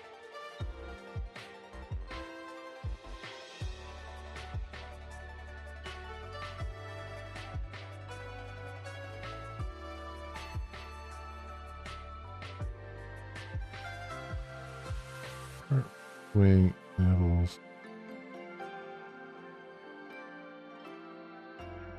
The Java tutorial has been written for JK8. Don't take advantage of improvements introduced in later releases that might use technology no longer available. So that answers that. Although I doubt Swing has changed all that. But, you know, you never know here. Oh.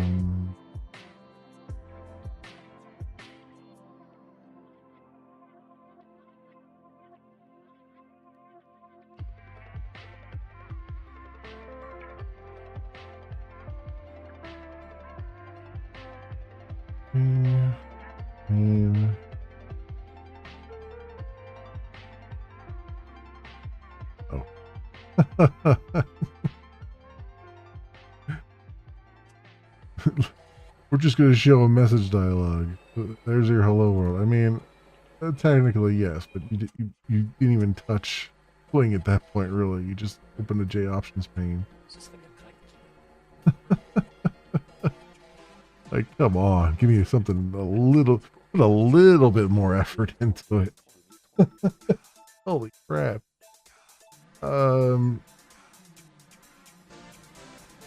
Box. Control demo, slider demo.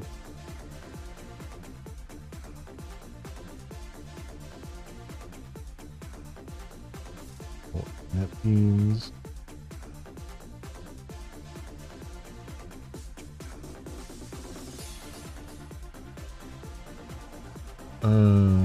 Pop-up menu. Because there was a way to do like a flash screen too and stuff. That I might be interested in doing.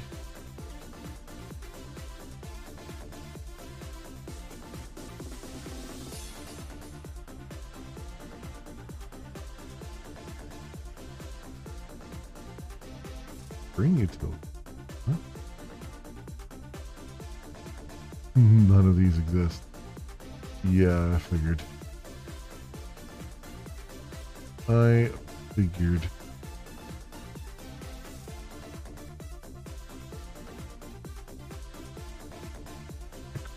I hate myself for thinking this, but I could use the GUI builder here to build Swing. I think it has it, if I'm not mistaken.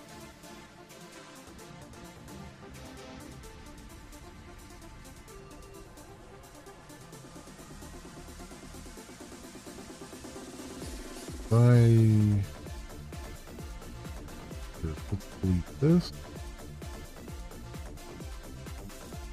I'll do a new other. And we'll Java, maybe. That.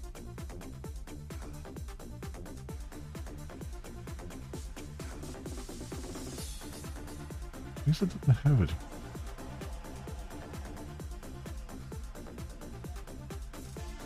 I guess it doesn't have it anymore. Or I don't have it downloaded.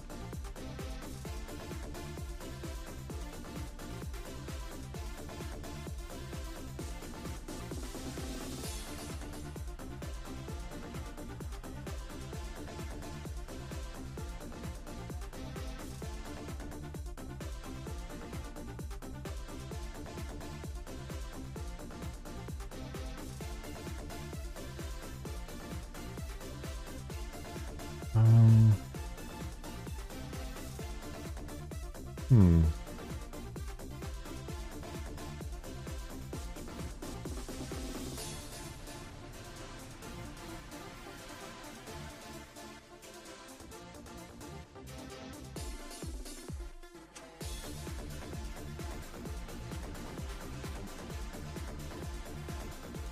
Frame.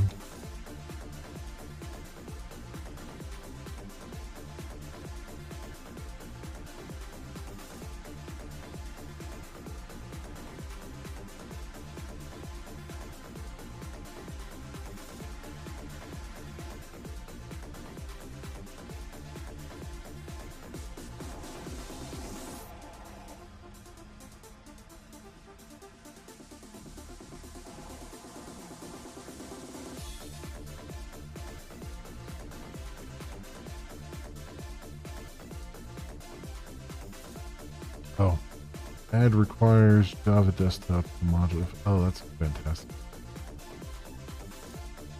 Oh, that's good. Thank you, Eclipse, for giving me that thing. That's good. Okay.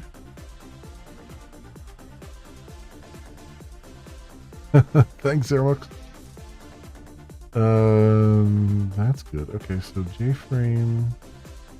So then frames, set default, close operation.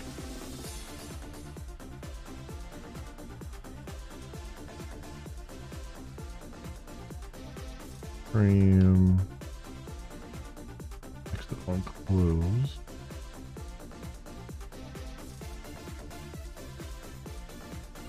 Table.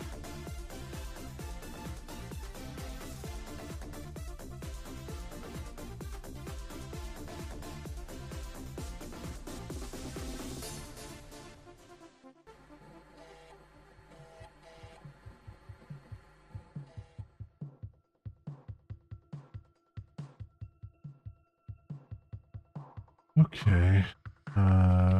Frame get content pane. Gotta add it to the content pane.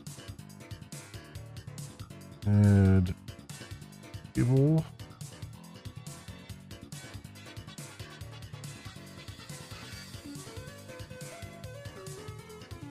Frame dot active. Causes the window to be sized to fit the preferred size and layouts of its subcomponents. The holding width and height of the window are automatically enlarged if either of the dimensions less than the minimum size is required by. Okay, that's why I never used it, because it just resizes the window. I always just set the window sizes. I see what they're doing. They didn't want to set the window sizes. They just set packs to make sure that the window is viewable. The window and or its owner are not displayable yet. Both of them are made displayable before calculating the preferred size. Window is validated after its size being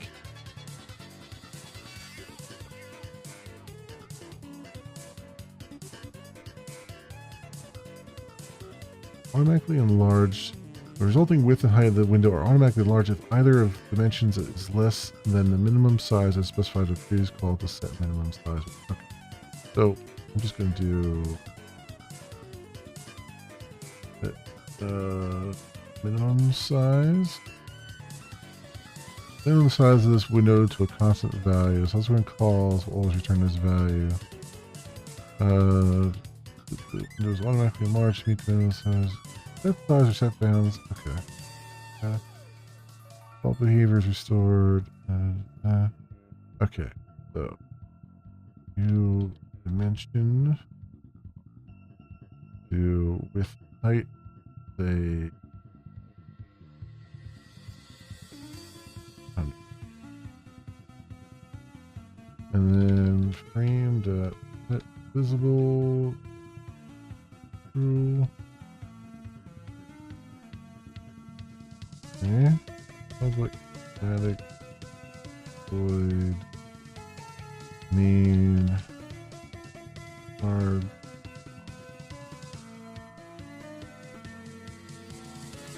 So this one here is swing utilities.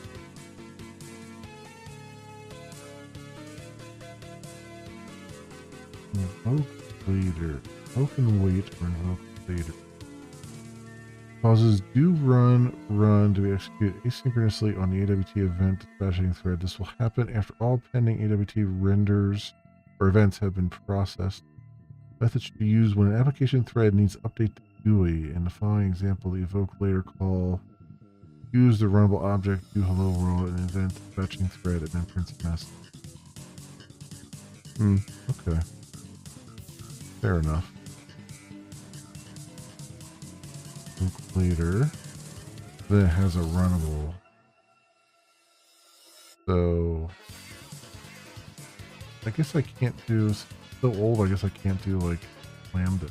It probably doesn't support.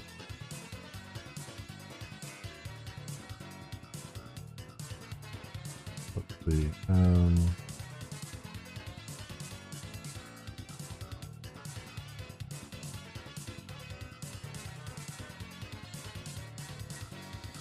Well, it's not complaining. Let's see. Void run.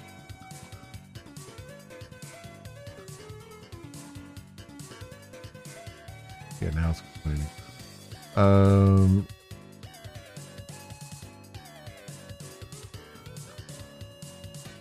That's too much. That's alright. I'll do it old school way.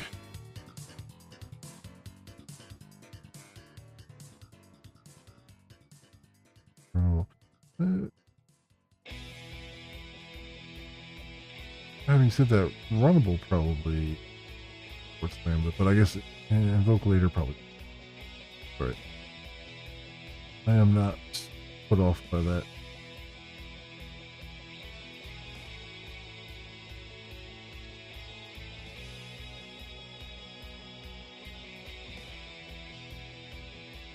How do I call this?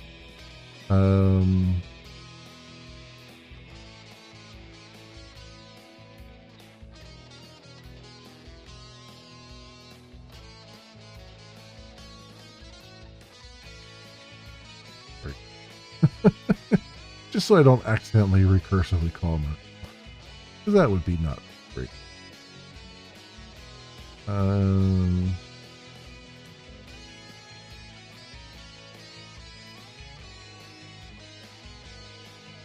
Save this. I think it's going to complain about this. I'm going to do private launcher.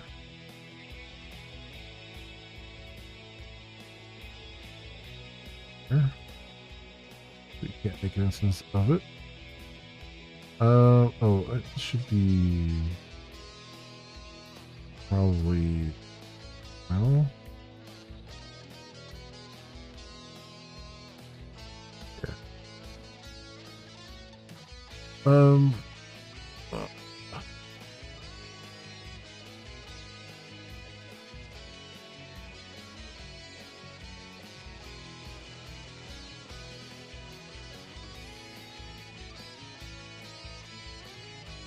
Run as application. There we go. There's Hello World. The icons and stuff.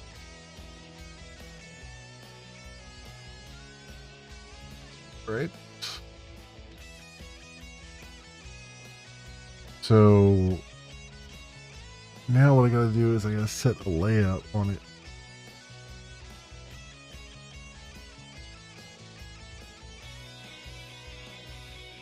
Oh, excuse me. The layout on this guy so that he looks halfway decent. So we would do, actually, did it have the correct application name in the, it did, in the title bar. All right, let's,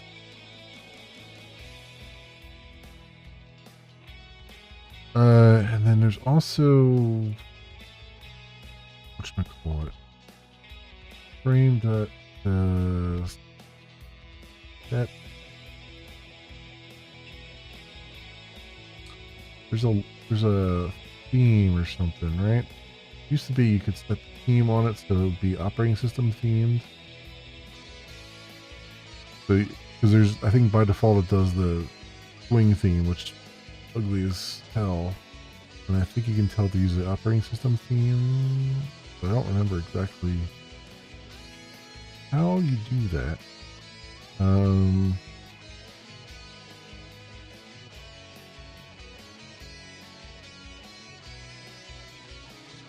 Names, opacity, preferred size.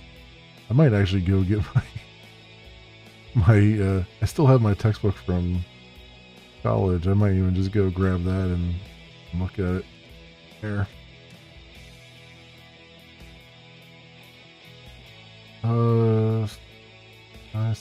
Sizable.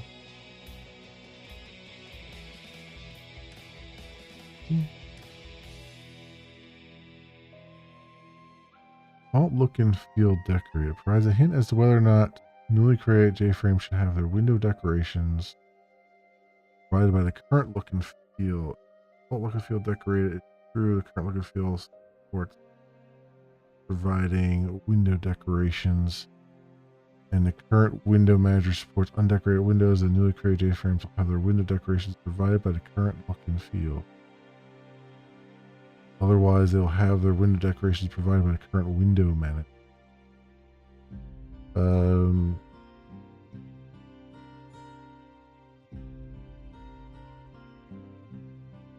Oh, there it is.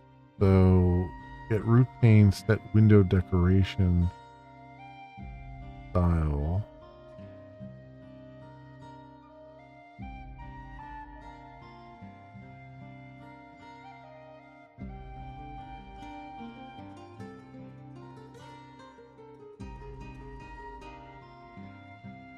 I think that's okay. All right.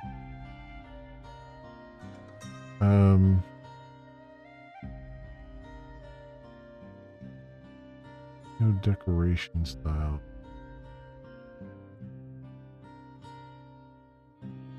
So I guess it would be probably on the root pane.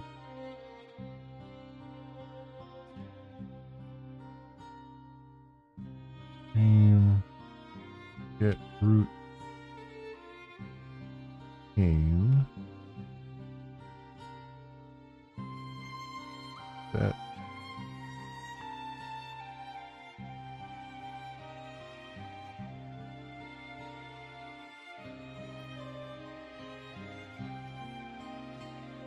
this being transparent component. Okay.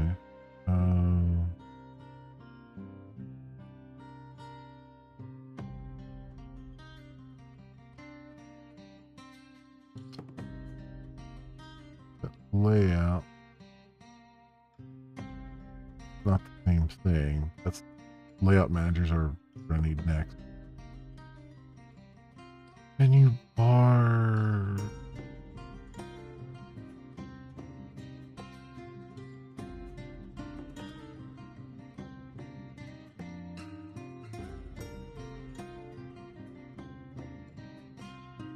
Do a decoration style. Okay, yeah, I see what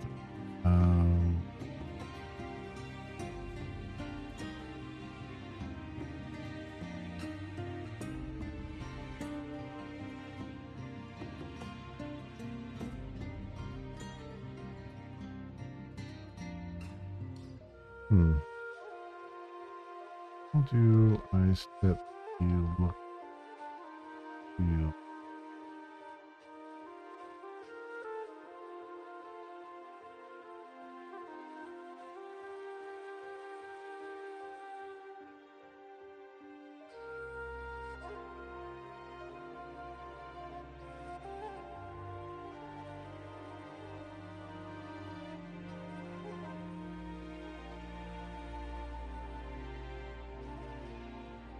Huh. It appears to be stump. Okay. Try that here.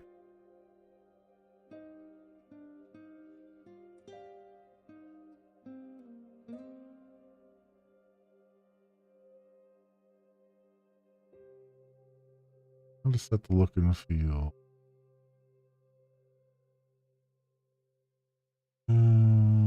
Metal look and feel is what it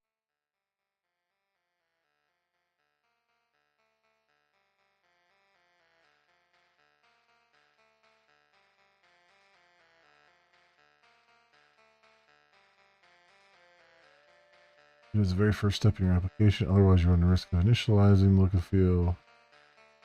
Initializing Java look.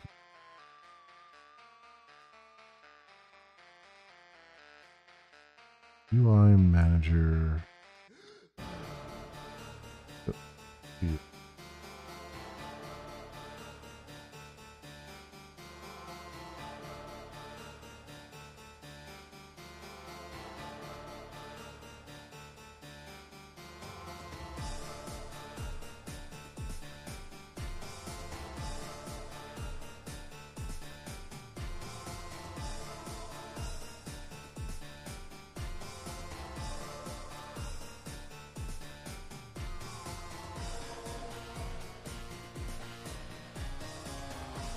Label. Men's action list.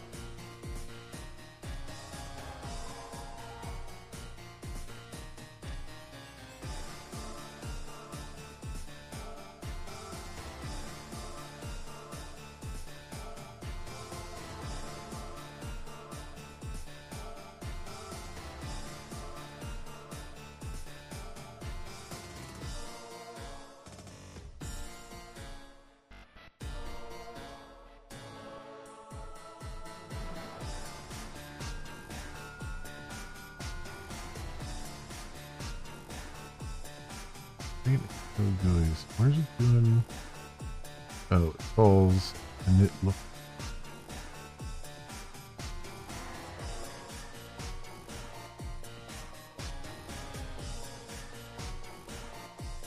Oof.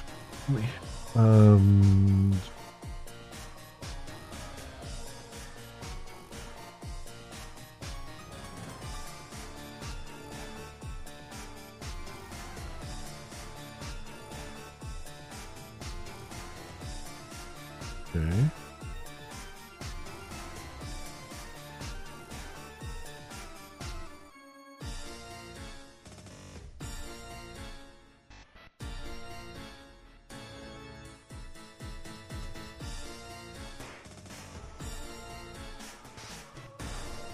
Then they set default look and feel decorated blue.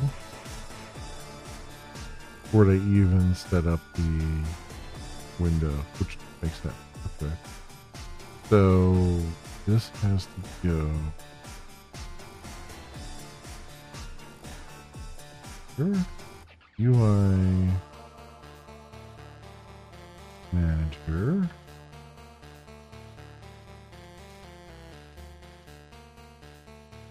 That look and feel. New look and feel. The current look and feel is non-null. Initialize class name.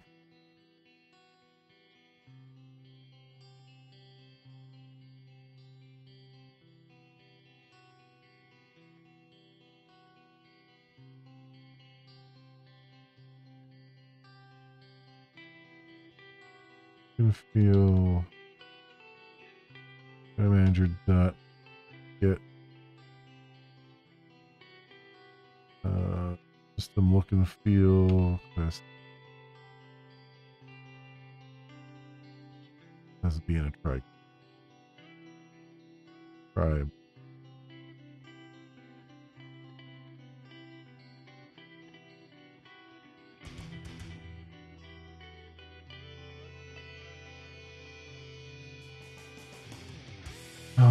I guess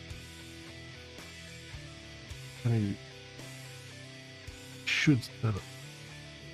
Do I have logging stuff here? I don't have any logging. We'll just say backtrace for now.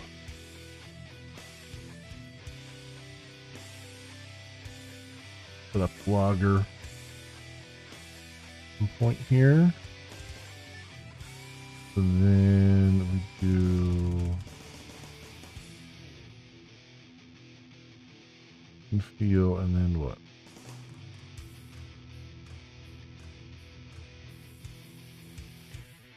And then use the static method there.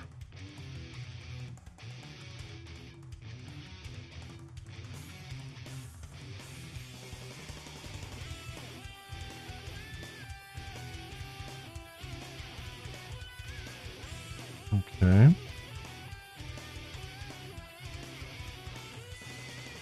Run this to see how it's looking. Probably doesn't look any different. But oh, no, I take it back. It is much different look and feel. There we go.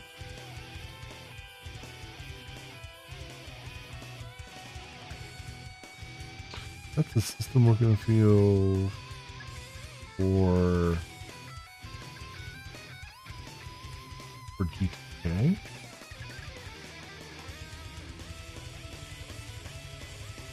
I think is what it said.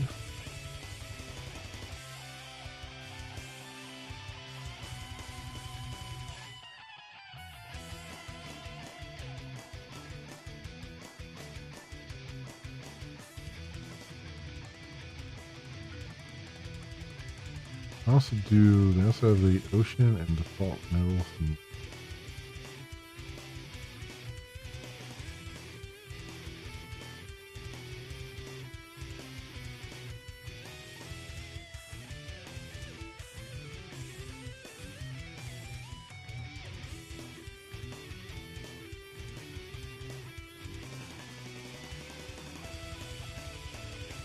Interesting. What does the default metal theme look like?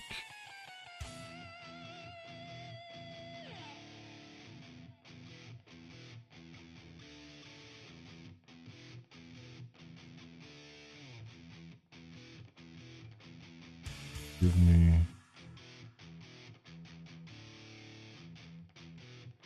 what metal theme, is that not how you set it?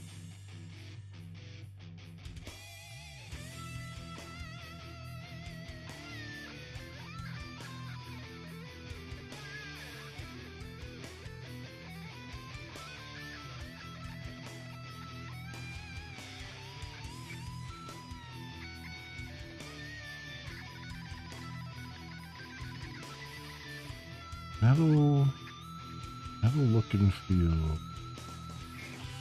Oh, I see what they're saying. They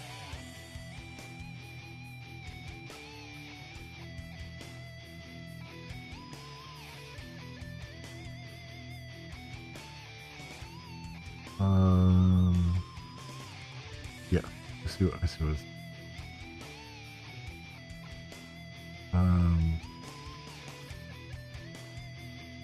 metal feel.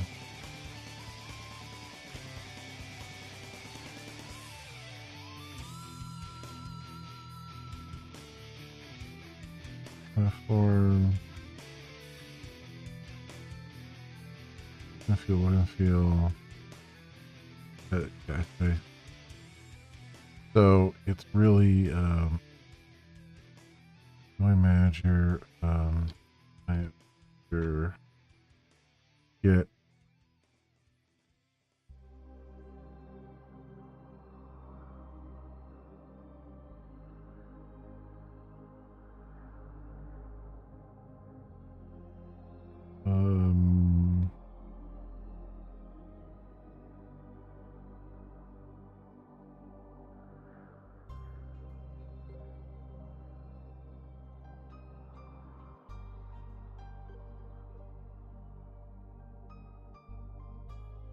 what's platform look?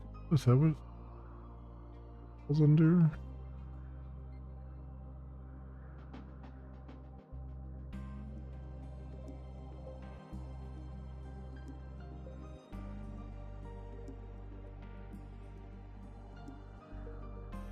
Oh yeah, get cross-platform look and feel quest. Okay, and then it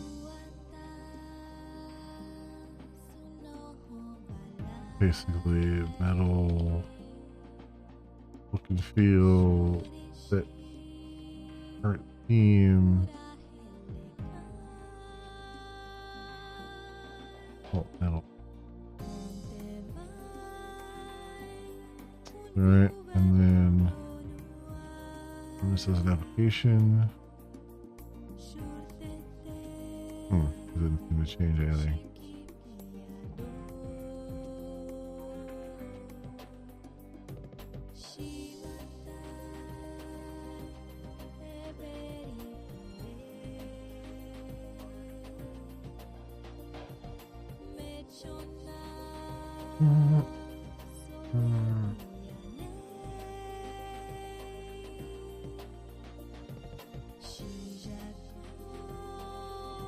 Oh, see, they set it to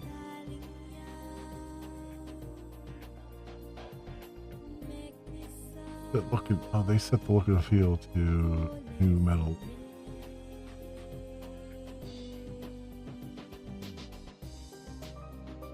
Okay. Okay. So just down here and then stay new metal look and feel.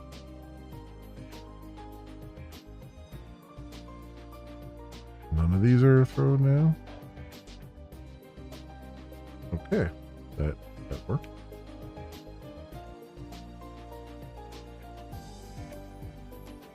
Now what? Okay. Unsupported look and feel. Okay. Fair enough.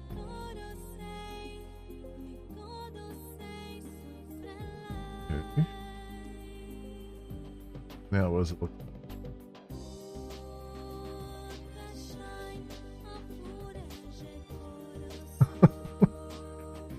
Instead of blue, it's now violet.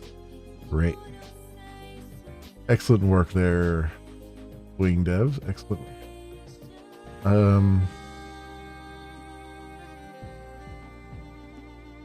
What? Default metal theme. Ocean theme. This will be interesting.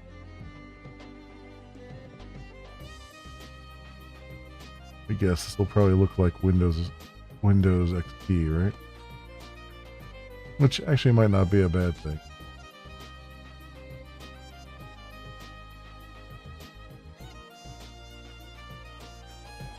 No.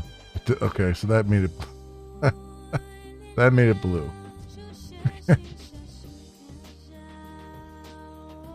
Not really changing much. Just changing the color. Okay.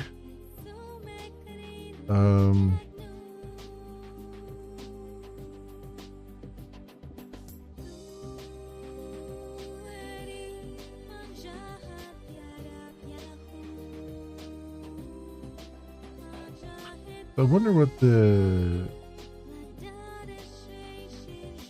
cross-platform. Well, we know what the like. My crazy there.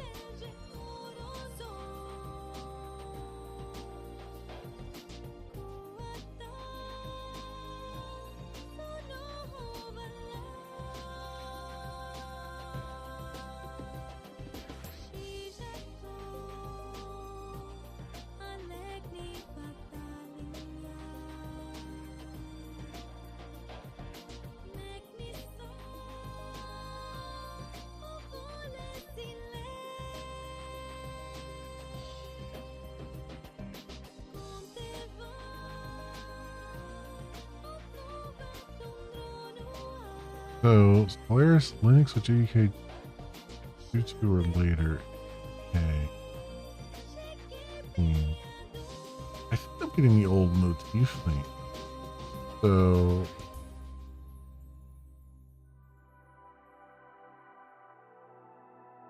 look and feels are GTK plus.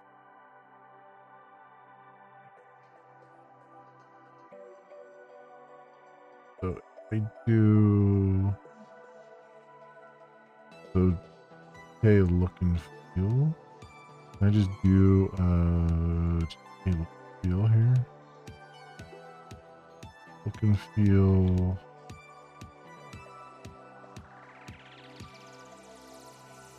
Yeah.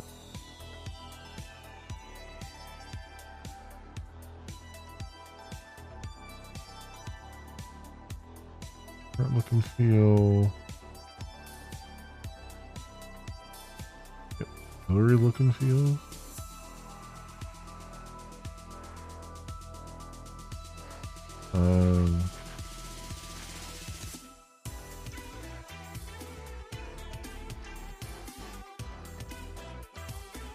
This.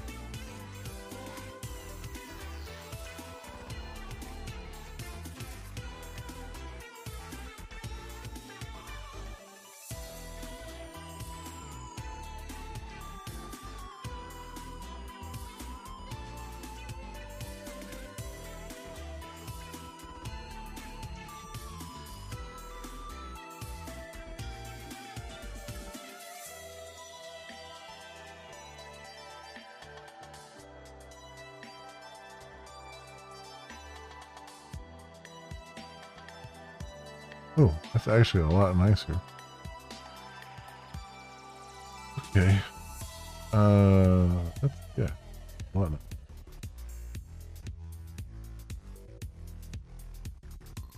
Because it's also, like, I have dark mode turned on, so it's also using my dark mode stuff. Yeah, okay.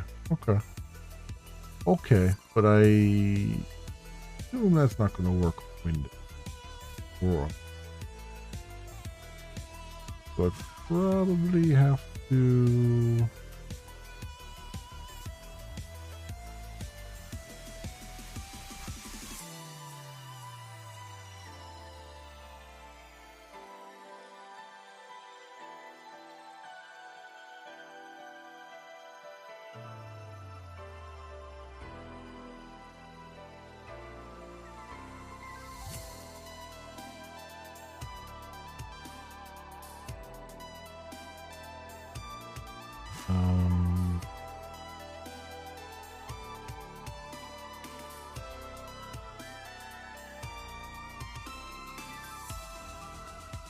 You use the system look and feel as like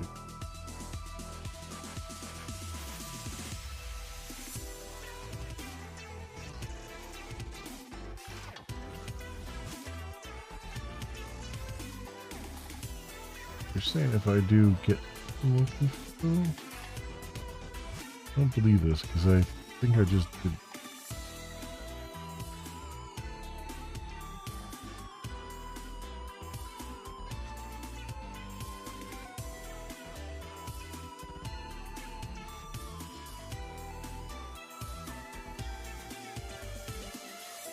No, it's definitely not correct.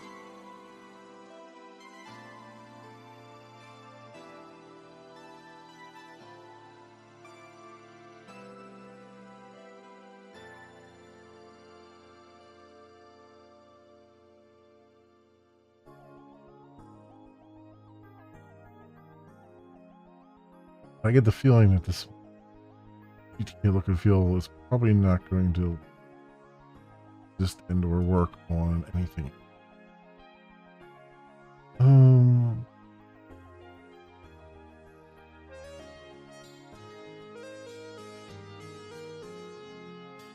So chronically static.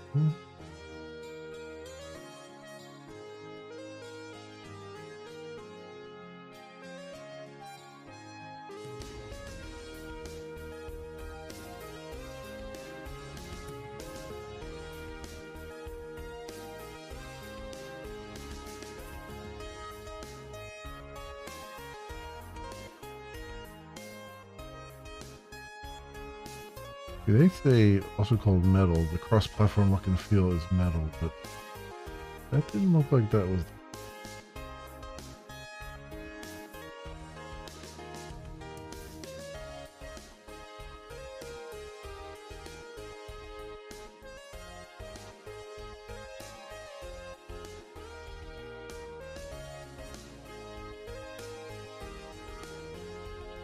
Feel property. What feel?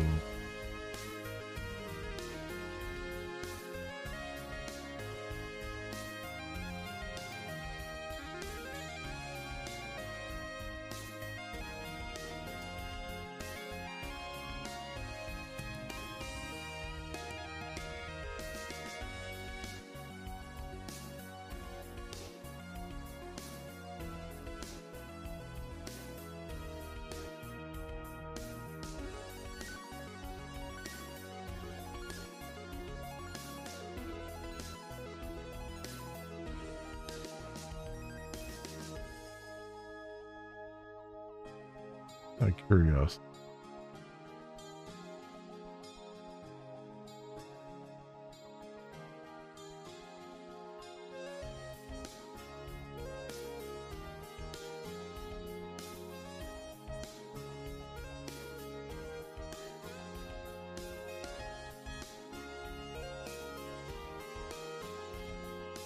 Yeah, that's definitely not using the right one.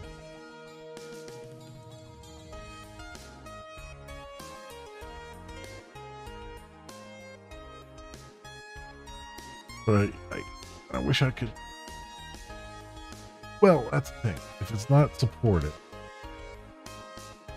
they'll throw the unsupported look and feel exception, and then it'll just default to whatever.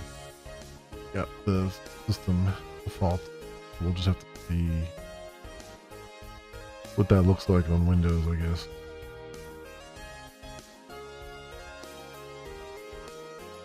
Oh, and feel decorate. Okay. Anyway, getting distracted with that stuff. Yes, I want to make sure that this fills before we go too much further. So I think I'm gonna save that, and then in here. Module info.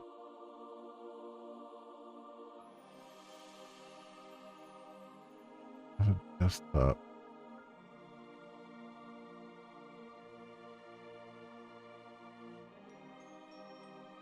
Desktop.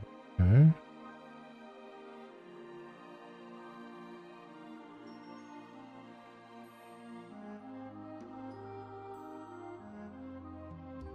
That.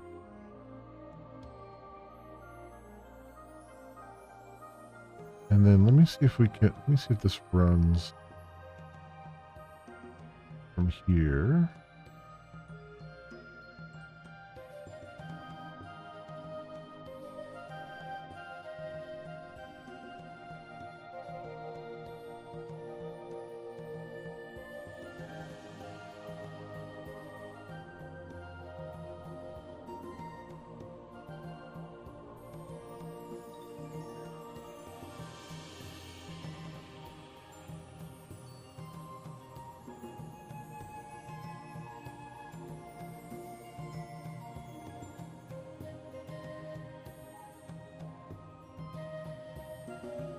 Okay, so far so good.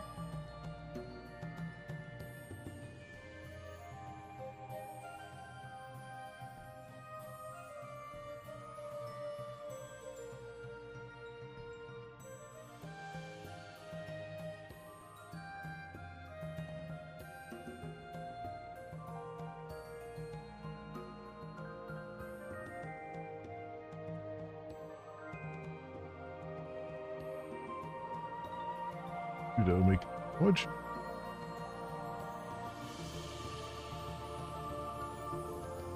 Okay, did that make a application in here?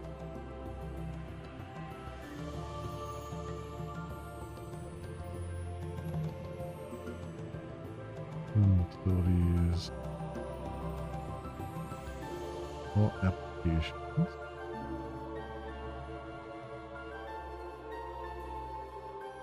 It did. Okay.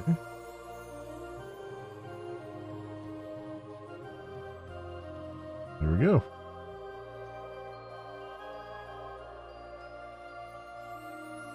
Although interestingly, when I run it through there, it's got the white background. Huh. When I run it from here, it doesn't. Weird. Anyway. Okay. So that is the thing that runs. We go, let's make sure here. Oh. And freeze.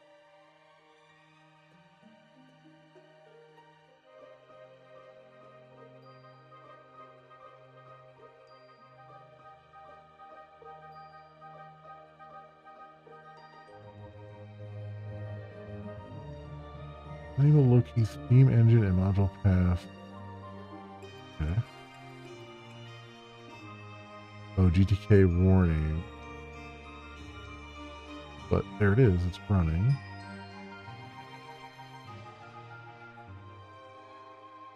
And I can close it. And it's back there. Okay. Okay. I mean, that's pretty good. Add WADA is used on the GNOME desktop environment. Or add WADA, whatever it is. Huh. Is the app still around it? Look. Okay. But it was just a warning that I got. It still worked. Ooh, not bad. Okay. I mean, that's work. That's a thing.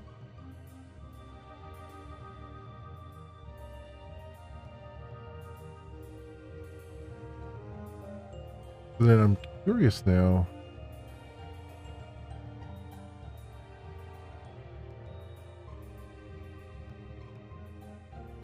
Here's what it looks like on Windows.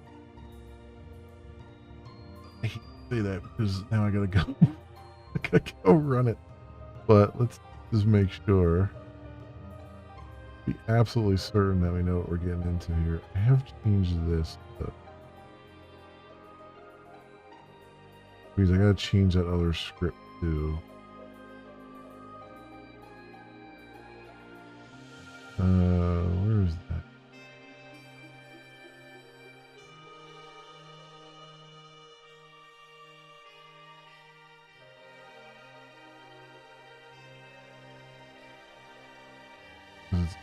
What is it generating now?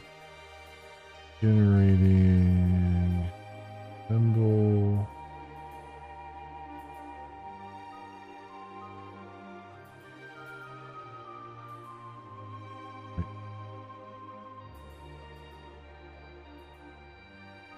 Symbol magenta dash breeze now. Magenta dash, yeah, the MB. That shouldn't be that big a deal. Commit. Updated to the world swing app.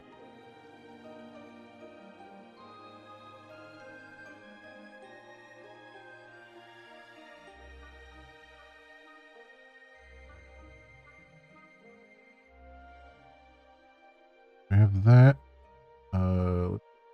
Here. Just a second.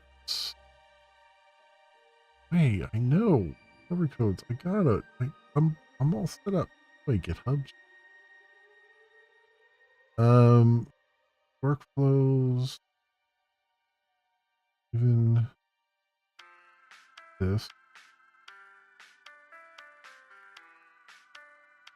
So now it freeze.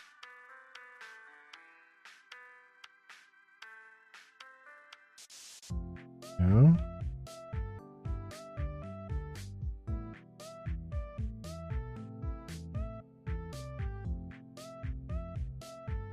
That and that. Breeze into the breeze. Good.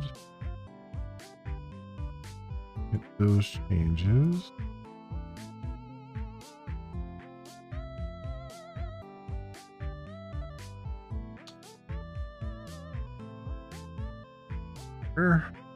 And run workflow.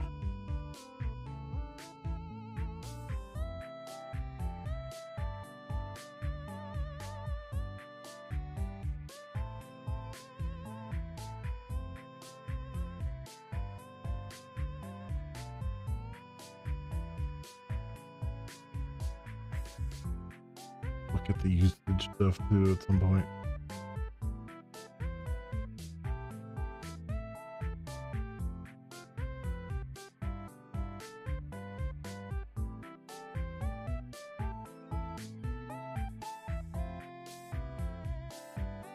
Build fails.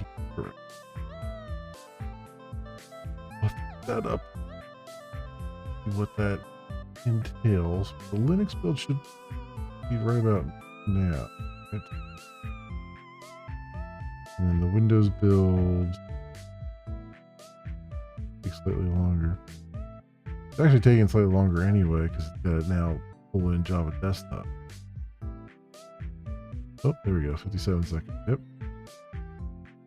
Still less than a minute though, which is pretty funny. Takes less than a minute to compile Hello World Swing app, and Windows is still here chewing on it for over a minute.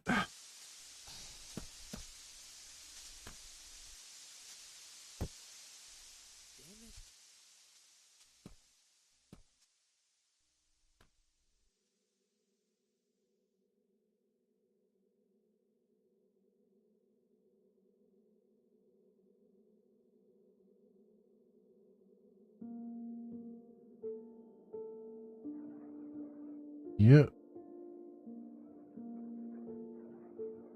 See, come on, come on. Come on, Windows. Do it. There you go. All right.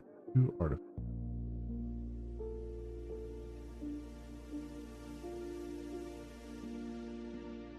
And I'm now up to 28 on the artifact. All right, so let me go over to Windows.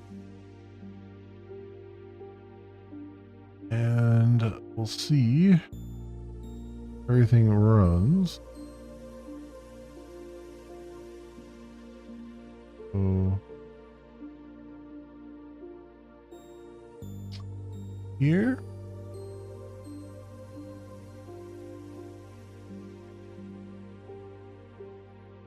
Windows build.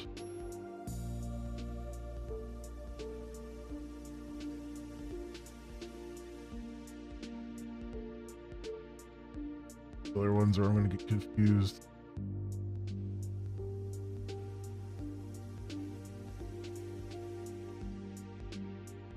No. Those. You want to replace? No.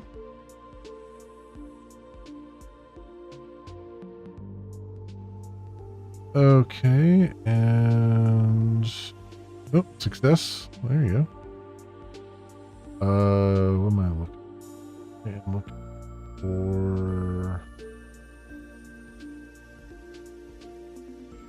the downloads folder. I'm gonna get this squared away here. All the crap in my downloads folder. I don't empty it out as I should, or as often as I should.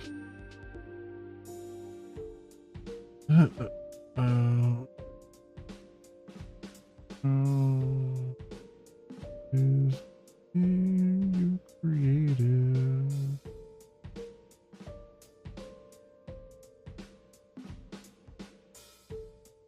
All right, so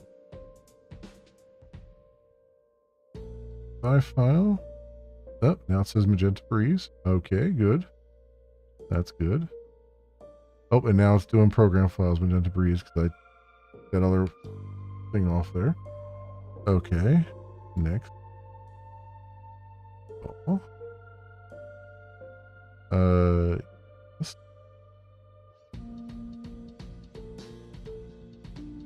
All right, finish. Okay, see what it looks like here. I should have a Magenta Breeze folder, right? And I do, and it's here. Ooh, and it gave me, on Windows, it gave me the old school GTK theme. Interesting. And a stack trick.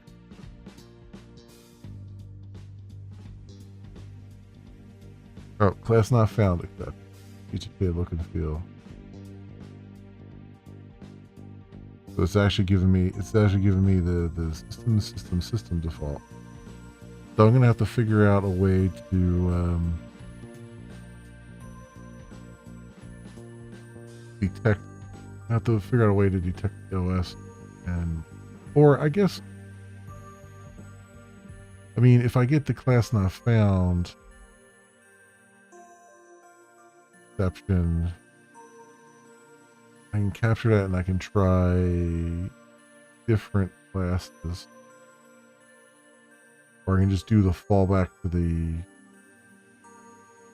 This is probably the fallback. This is probably the cross-platform fallback.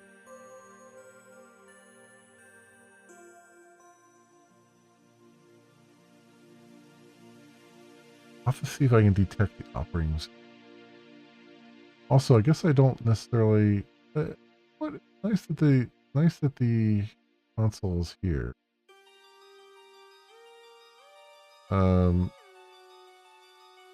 Maybe I'll leave that for now. But yeah, there we go. Although I guess technically it's launching it from the console, which is not correct. When I close the console window, it closed that window. So I'll have to maybe turn that off for that reason. Let's do the... There we go. So we got Magenta Breeze here. Uninstall.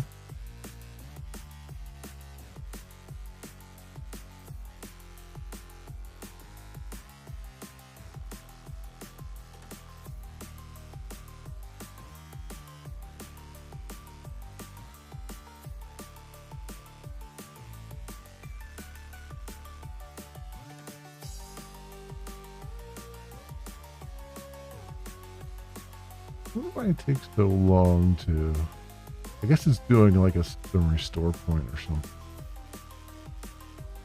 Because like there's hardly anything to the app. There's no registry entries or anything like that. At least none that I've created. I guess the installer itself creates registry entries because it's the MSI file. Anyway, all right. That is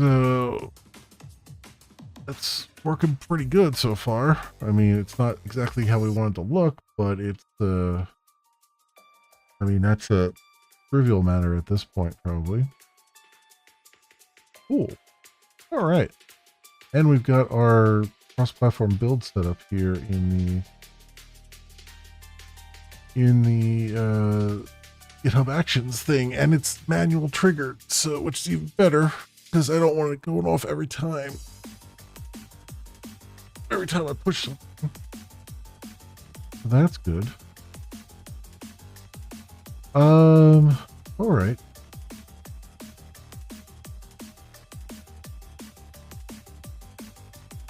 Unit clear engine maker. Let me... One failing check. What is that failing check?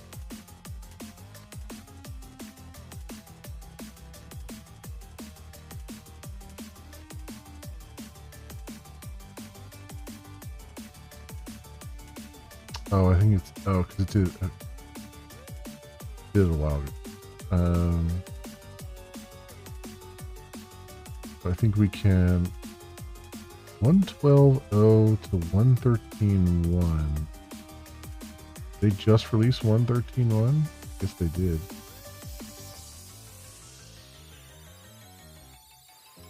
Huh, okay.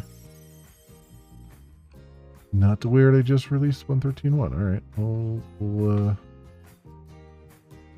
do that.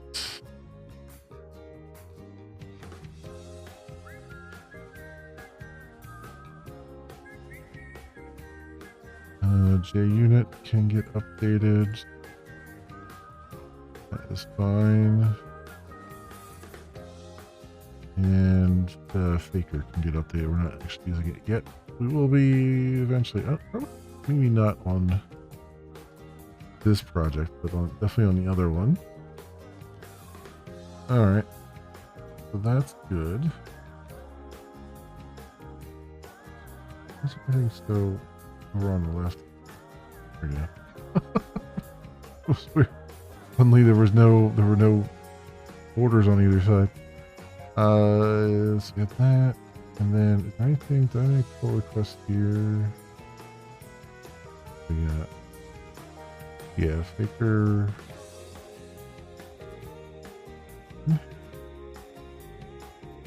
Faker is the test. JUnit is also the test engine, but Faker is a way to put randomized test data into your tests that can test that,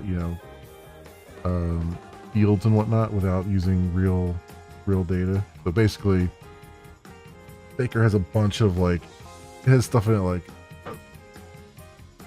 like different foods and random people names and things like that. And you can just kind of do that whenever you need it, so you don't have to come up with your own data all the time. Kind of nice. It's a very nice library. When you don't care what the data is, you just need a random bit of data to test it against. And then what's good about that is because you don't know the data ahead of time, when you go and test, say the database field, you can then say, hey, what was Faker, what what word did you use there, and then compare it to what is in the database, and then if they match, then everything's good. So you know, there's no tricks up your sleeve. You're not, you know, doing expects on something that's a known data that suddenly doesn't, you know, that works because it's known data, but you know, you throw something random at it that doesn't work.